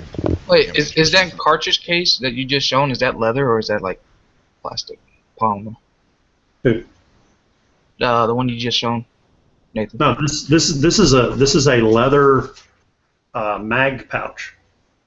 See, the mag goes in there. Is that for one mag or two mags? This is one mag. Here's a double 1911 mag one. Oh man. Two. And is it compatible for like a shoulder holster? No, I can make anything. It's because I don't want to just carry the firearm with me. I want to carry a couple mags attached to the shoulder holster. Hold on, I know what you want. You want the gun here, and you want a double sideways mag holder there with buttons that snap. Yeah. Yeah, I know. Dude, you said the Bruce Willis setup. I know what you're talking about, dude. Yeah, I can figure that out. Might take a few tries, but I can do it. Yeah, and we got to find out my measurements. Yeah, that's the trick. Because it's easy if you're about my size, 210 pounds, 5'10", not in the greatest shape, but not totally out of shape. But you look as if you might be a little more stout. This is an old photo. I'm actually like 220. Oh, okay. How tall? I'm about, with shoes or without shoes? I'm 5'11". Okay, so you're 10 pounds more than me? Okay. You work out all the time? You're like super ripped? I used to be a bodybuilder. What I'm trying to figure out is, are your shoulders much bigger around than mine? Yeah, they're a lot rounder. Yeah. Okay. You would have to basically have someone take your chest measurement for me, and then your measurement around the outside, like chest measurement, and then put your arms down and do total measurement, and I could figure out the difference between us probably. And what I do is I build the holster with little belt clips on it, little 1-inch belt clip things here, and I put it where I built it to fit me, and it would have 2 expanding and 2 lengthening. Hey Nathan, check the side chat. So either way, I can. So if it's not correctly on spot, I can just adjust it, right? Yeah, that's what I'm saying. Is I would put belt loop holsters. Okay, yeah, I can make those. Those are easy. You see the link he sent. Yeah, I see it. I'm looking at the leather pieces now. Yeah, I can make those. Yeah, those are easier than what I was going to do. What I was thinking is he wanted like a box that stuck out like an ammo box continuously. Those look like they flatten out. So it would just depend on how many rounds he wants to go in it, and that I'd figure it out. Not a problem. That looks like those pouches are like 2 as one piece or something. Yeah, that's an old Moss 4956 ammo pouch. I like to get them and cut them in half so there's just one pouch in. I mean, Wait, did you say Moss 4956? Yeah. Do you have the 308 one, or do you have the No, 7mm? I don't have the gun. I just saw the pouches at a military surplus store for like $5 a piece and bought a bunch of them. Oh. And do you dye your leathers, or are they already like multicolored? I do dye my leathers black, mahogany, brown, and then the what you're seeing here on this one is basically the natural caramel color with oil. That's just an oil dye, no color in it. How much is this? How much is it gonna run me? I don't know. You haven't tried it yet. You have to actually make it before you put like a number on it. You know what? I charge $140 for the full rig, belt, mag pouch, and holster. So I would probably charge $140 for a shoulder holster because you're getting the exact same thing, pretty much, just in a different. And if I accidentally gave you $150. Hey, this isn't one of those send me $10 back and the holster type tricks, and you send me a money order, right? Because I'm a maker. Wasn't there an episode of South Park involving pubes or something? Something like that. I'm just saying that we get all those people coming in. They're like, yeah, they wanted to buy this from me, and they sent me a check for $3,000, and it was $1,000 more than what they were buying it for. So they said send $1,000 back. I'm like, you're an idiot. I just want to yell at them. You're an idiot. I'm only giving you like $10 more, so you can keep that. No. I'm just kidding. It's just the classic. You know, I always think of that when somebody wants to pay more. Classic scam. It's a scam to have me send the money back in Western Union. It's the setup. Of course, they don't do it for $10. They do it for like $1,000 or more. That would be their fault. So, man, I'd just put a little bit more stuff on it and make it look like $3,000. I get your payment, send you the holster, and then find out it's just $200, two $20 bills on top of a stack of newspaper. Damn, I'm falling for it. How did I fall for it? Nah. I just left my wife. Nah, I'm always making new stuff, trying new stuff. So yeah, I mean, if you want that, I'll work on it. Let me build this Alaskan rig, and then I'll build myself a shoulder holster. And if you like how good it is, then I'll just make another one for you. Once I make it once, it gets a lot easier. Is it because of you have the experience, or? Combination of experience and combination of I try to write down how I did it, like on measurement lengths. Ah, so notes. Notes, yeah, because like this, this is the beginning component of the Alaskan holster I'm going to make, because I'm going to hook a strap here, and then one over the top, and they're all going to be extra long, and I'm going to put that on and measure it down to where the holster is, figure out how to lock it in, and then cut them short, and then I measure them when I'm done and say, okay, I need a strap this long for it. And then I make holes here, and I do this, and I write down what I did. And then, a couple months from now, somebody goes, oh, I want that Alaskan holster. I'm like, okay, well, let me get my note card. I got to put kids to bed. I'll be back. All right. He could probably charge them a little bit more if he just let them keep the length and then measure themselves and then cut off the excess themselves. So, like, you gave me too short, so why don't you just give me a long one so I can just measure it myself and cut it, So he'll probably, and then he can actually charge them a little bit more because then they would be compatible. So if they actually mess up on themselves cutting it, they can be blamed, not him.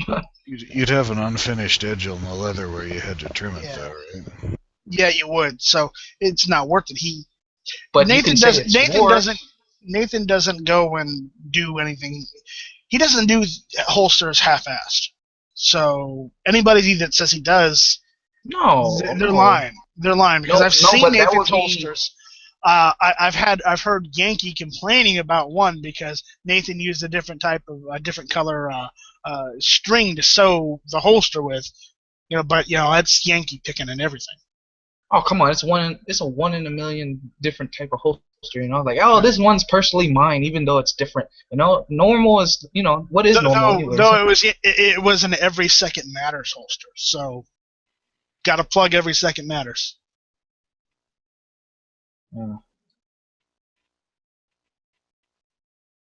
Yeah, I mean, it'd be great to have that option. Like, how do you have like firearms that are kit built, like build your own firearm? It's kind of like build your own holster. He'll give Now you here's the a question. product that's half-assed, and you can finish it yourself.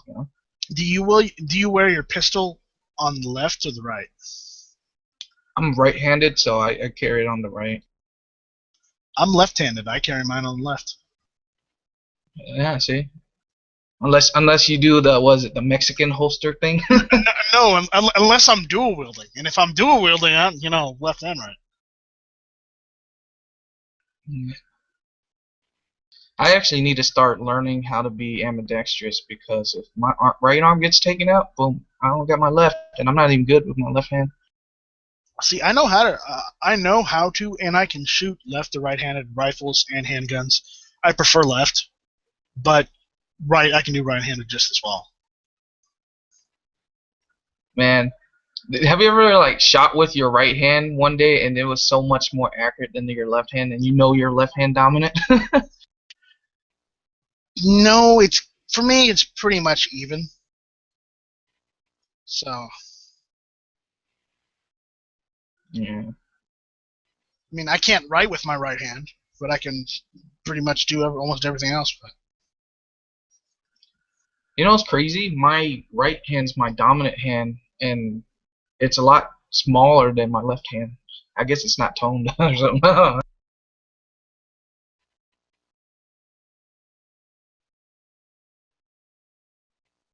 Yeah.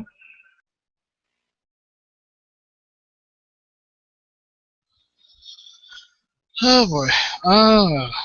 So Nathan's putting his kids to bed, and I guess it's almost time for match chat then. Half an hour.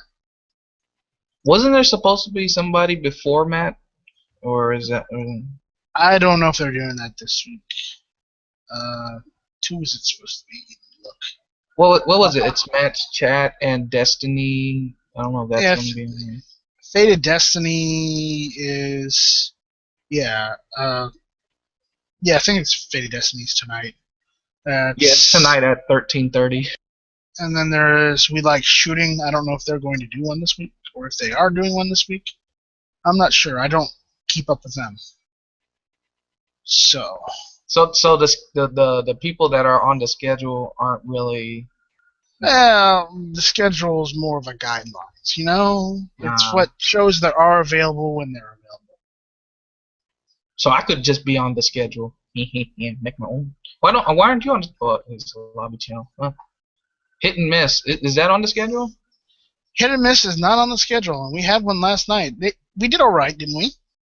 Yeah, that was really good. I mean, granted, we could have done better, I imagine, but what the hell? Do you do a hit and miss a lot or not? I'm trying to do one every Tuesday is what I'm trying to do. But if I don't get some of the guys who are regulars, I will just have you guys just come in and be part of the conversation, because it's nice to have a show, but if you don't have anyone in the show to have it, you're just talking by yourself, and I don't want to talk by myself. Why? You always win the argument. Hell, I play chess. I play chess by myself a lot. I always win. Or lose. Yeah, how the hell do you lose to yourself in a chess game? How are you at checkers? I mean, do you always king yourself? Maybe.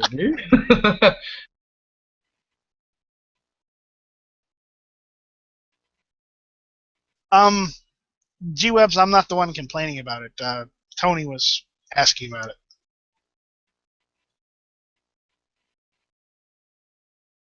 About what, the schedule?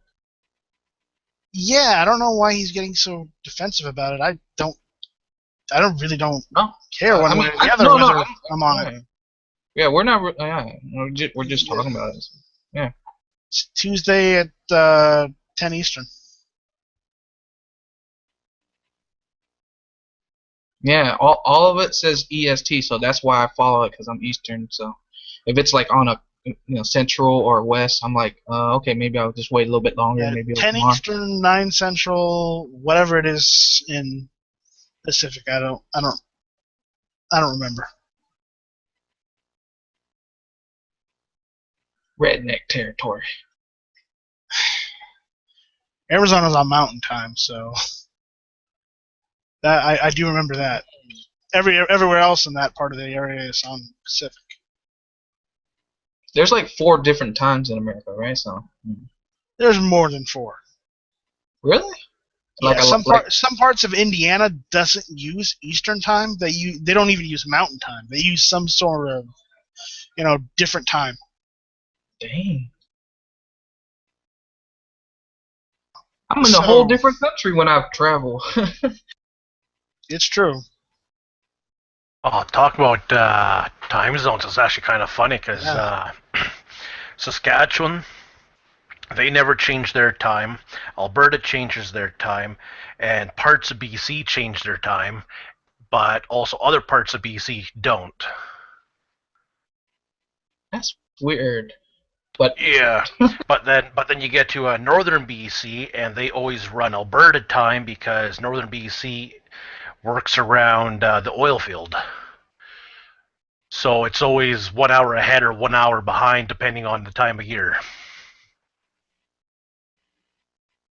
I'm just gonna stick to Eastern U.S. and Canada time. Yeah, because right that's now like so much simpler than just specific times of each state. I believe that what is it? The Pacific is -7. I think it's -7. Hey, I am being called away because I can't seem to remember where to go to look at the freaking show schedule. gunchannels.com/live. Right. I've got it bookmarked, but I can't. LIV.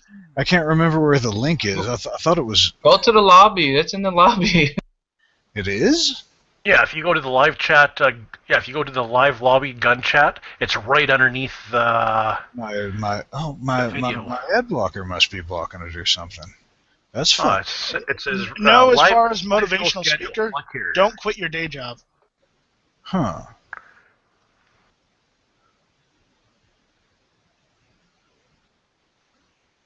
I wish my day job was getting furs every day. That'd be awesome.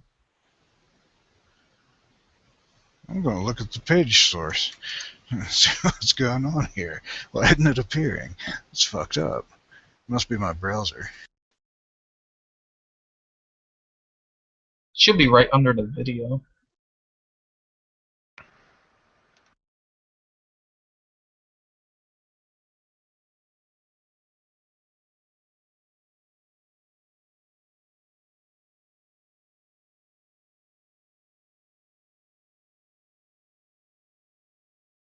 We like shooting this live in 30 minutes. Anyone, what is it? Is that Matt's? No, that's not Matt's. It's Sean's, isn't it? So, Matt's is on in 30 minutes too, so.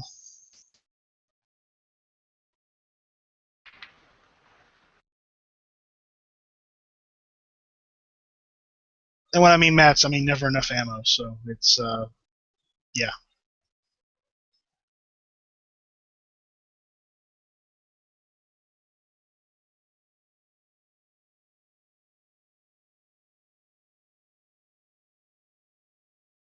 So we like shooting is not on today, so okay.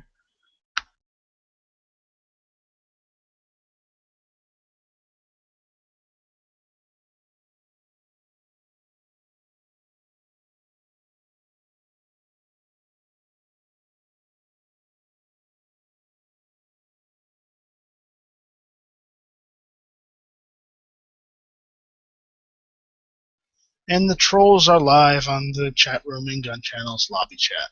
Wonderful. You can't get away from them on the internet. Well, you know, we all started somewhere. It's true. I hated, like, you know how like in the gaming world they have noobs and stuff. Well, guess what? We were all noobs once, so we all started from somewhere. Some of You us can't are hate still on them. noobs. We're trying. We're trying, but So what? Immaturity keeps you young. no, it just keeps you immature. Hey, Nice try there. But we need some words of wisdom from Nathan before he runs off and joins Never Enough Ammo's chat. What words of wisdom would you like? Just come up with something.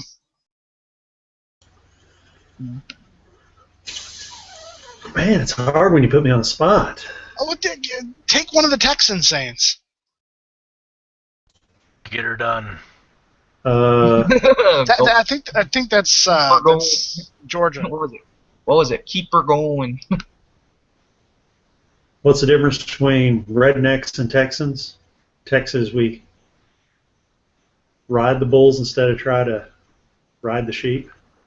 Ooh. No, what was that? No, it was one that he said from American Sniper when she asked him what the difference between a Texan and a redneck was. It's pretty good. Yeah. Chris Kyle saying, forgot it. See, look, when you put me on the spot, I mess it up. Yeah, put you on the spot. We need to put you on the spot more. So today it was fun because I was looking out the front window of my bank, and this cop car pulls up, stops in the middle of traffic. And we're like, he turns on his light, he opens up his back door, he starts putting cones out, he's getting out gloves, and we're like going, what is he doing? And we're looking, and there's nothing in the intersection. Finally, my buddy goes, there's a white bag in front of his car, about 20 feet in front of it. Another cop shows up, fire truck shows up. This goes on for 2 freaking hours. Somebody had something fall out of the back of their truck that had acid of some sort in it. So they're sitting there calling people to bring them these little 2-liter bottles of powder that they put on the acid and stuff, and they're just sitting around, and 2 freaking hours of this, blocking traffic, letting one lane through on a three-lane road. And you're just sitting there going, throw some kitty litter on it and scoop it up and leave. What is the problem here? They got all these EPA requirements they got to do. It's like, it's asphalt. It's got some acid on it. Throw some kitty litter on it, scoop it all up, and leave. It's not going to hurt anything. Was this before or after the refugees came? We got the refugees in there. ID. So yeah, it's probably practice for the upcoming influx. But okay, I want to mention this because I actually researched it. Since 2011, we've let 2,600 Syrian refugees into this country. 2,600 since 2011. In 4 years, we've let 2,600 in. Next year, Obama wants to bring in 10,000 in 1 year. So we've been doing 600 a year on average. He wants to go from 600 to 10,000. Wow, that's it? You know, it'll only last until he gets out of office, and then the next president's going to be like, no. Well, I'm just saying, why would you ramp up the influx to a point where we don't have the manpower to do it? Going from 600 a year to 10,000 in 1 year, we don't have. We can't. America. That's not even tenfold. That's 24-fold increase in processing. That's nothing. That's nothing. Our prime minister wants to let in 25,000 in before the end of December. Wait, prime minister? Who's prime minister? My prime minister. My president. He's a. Well, I know what a prime minister is. He didn't specify whether he was in the United States or not. So I'm going to assume he means Canada. Yes. You crazy Canucks. Hey, I didn't vote for this damn buffoon. Just throw some maple syrup on it. It'll be fine. Oh fuck! I wish it was that easy. If you don't want maple syrup, then throw some poutine on it. You'll be fine. No, non-processed maple syrup because it's a lot stickier.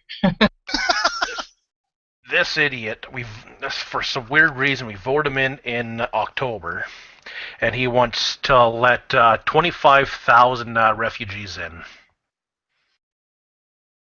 before January. You know, if all the Syrians leave Syria, I'll probably go move to Syria. No, you wouldn't. Like all the bad guys left. Might as well go to the place there's no bad guys and there's a lot of freedom. No, they're still there. Target practice. Whatever. All the cowards left is really what it is. Yeah, but it seems like all the cowards are like the whole entire country. There can't be no. There gotta be somebody. But you also got to figure besides that the Kurdish. those refugees are going to start trouble themselves because they want to bring their old country with them when they go to a different country. And the funny thing is, they said they don't want to leave Syria. They just want to be in a safe place. And I'm with Moon on this. We need to send all the refugees to Canada because there's more than enough space in Canada. Yeah, but that's like sending them from a different climate. Yeah, no, send them from a desert area all the way to Canada where it's always cold. They'll love it. Dude, that's like... Send them to Alaska. That's like dressing up for... No. That's like Alaska's dressing too up for good Florida for them. and We going don't to want them in Alaska. Send these Like idiots to Alaska. Send them to Canada. Once they're done doing the whole refugee thing, they'll want to go back to Syria and fight for Syria. Yeah, man, it's so freaking cold. I gotta go back. Send them to Siberia and Vladimir can deal with them. You know what? There's a lot of free room in that Antarctica. Oh, Jesus, don't even go there. Yeah, a lot of free room, but the problem is it's too damn cold. And it's gonna probably be gone soon due to climate change. Oh, don't go on about that whole global We gonna go there again. No, we're not. We're going on with guns. Okay. Yeah. I like shooting at snow. Guns cause global warming. Well, physically Damn it, or you had to go on. You had to say it. well, if I shoot a block of ice, is that war on ISIS? No, that's the war on ice. It's different. Global warming. I hate that word, man. Don't use that word no more. I hate it. Global warming is stupid. Hey, guess what? In our world, What? we've had it warm and we've had it cold. We've had ice ages and we've had heat ages. And guess what? It doesn't matter a whole lot. Mm. Well, in the end, we adapt, and if We have air conditioning. We have electricity. We have the things that our ancestors never had.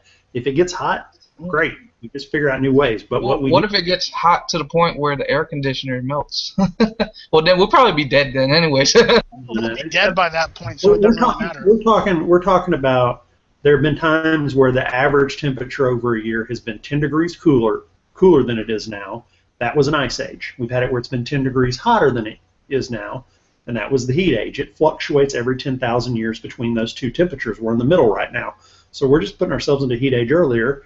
And the thing is we do need to find ways not to like just continuously burn crap out of the ground. That's horrible for our atmosphere. We're breathing that crap. It doesn't last. Why do you think there's so many reasons why we're all getting cancers and all this stuff? It's because we're constantly breathing pollutants and other reasons. There's tons of reasons, but trust me, we're not breathing fresh air, we're not breathing fresh water, and it's hurting us. You know? Now, thankfully, they're going to find some stuff pretty soon that rich people can live forever and us poor people continue to die, though. I truly Yeah, it'll believe be like that one movie, right? What movie? In Time with Yeah. Dreamboat. What's his name? Yeah. You know, the dreamy guy. No. I know he was on. He was on the series Justin Timberlake. White Collar or whatever. Justin Timberlake, whom is married to Jessica Biel. I don't know that. Okay, well, In Time, remember they had the time thing, and time was money, and you'd like everyone was you had enough like time. living day to day, trying to stay alive, and then the rich people were all like just getting richer off the poor people. Yeah, and then they went and totally threw a wrench in the whole thing. That's like what it is now. Yeah, but at least in that movie they didn't have Hillary Clinton. What a perfect world. I don't know. Where is the cleanest place on Earth right now? What, in the middle of the ocean or something? Which ocean? I don't know. Wait. Well, if you think about it, it's probably the Atlantic Ocean because it's a lot bigger. You know, there's also There's the Indian Ocean. Yeah, but isn't the Atlantic Ocean bigger?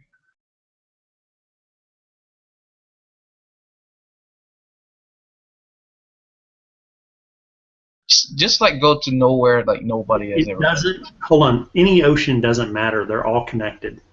It's not like one side's that much cleaner than the other. Yeah.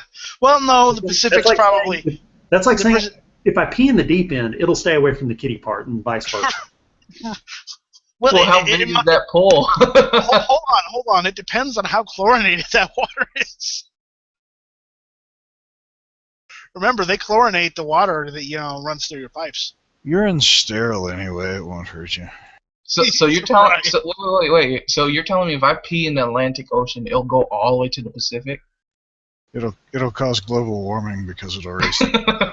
Hey, all I have to say is there's no pee in my pool. Please keep it that way. Are you sure? Are you sure the raccoons aren't like sneaking in there and pissing in your pool at night or anything like that? No, because I'll shoot them.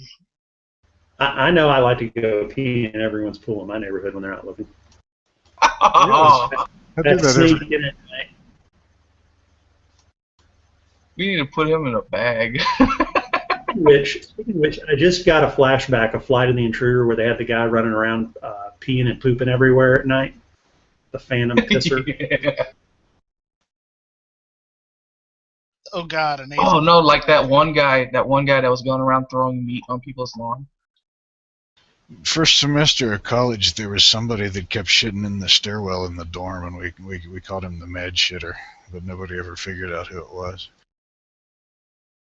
Oh man, what's with people in pooping in the urinals? It's either a joke or it's a punishment. It's a punishment when you get caught and then they make you clean it up. Well, don't do it in the first place, and you won't get caught. Exactly, right? We never caught the guy that did it though. Or you. I would never. Maybe we can get like all the deans of all the colleges fired whenever anybody shits in a sink or something like that. Yeah, because that makes as much sense as everything else that's going on right now. You know, in some because countries, those campus carry laws aren't important at all, right?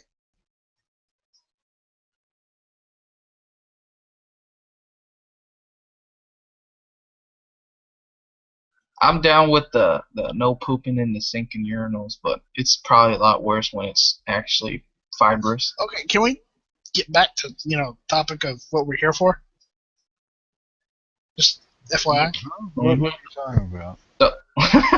Yeah, let's start talking about guns again, okay?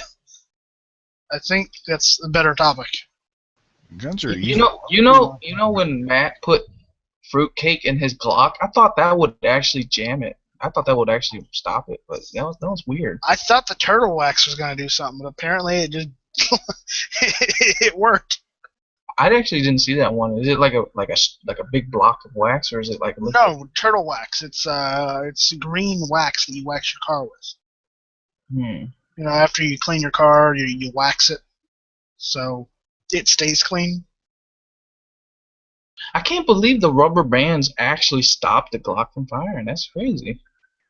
Yeah, well, if you watched Toad Fledermaus's video, AK-47 video, he had one of the guys with him was firing the AK-47, and he asked the guy, because they use rubber bands instead of the spring and the dust cover, and he asked the guy, do you think the AK-47 runs faster this way or not? And the guy said it runs faster. And they actually went over the video, and timed the AK firing regularly and the rubber band, and it turns out the rubber band was like 0.3 of a second faster. Wow, but it's And probably he's like, bad. I don't know how you could tell, but wow, that's It's probably bad though. It doesn't have like a buffer to stop it. no, it's just rubber bands, but the rubber band AK, it works. All you need is a Sharpie and a bunch of rubber bands. Sharpies is like the new duct tape. You can use it for everything.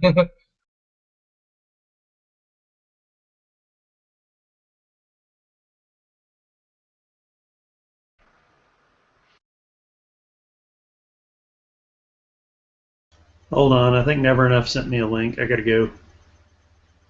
All right, well, I'm ending it. Thanks for coming and listening and being part of the early lobby. Go watch one of the live shows. All right, he's coming on in 15. So y'all can talk for 15. I'm ending it now. Quitter. Yes, I'm a quitter. Goodbye, people. It's nice seeing y'all. Or, you know. All right. Everyone go watch Never Enough Ammo's chat.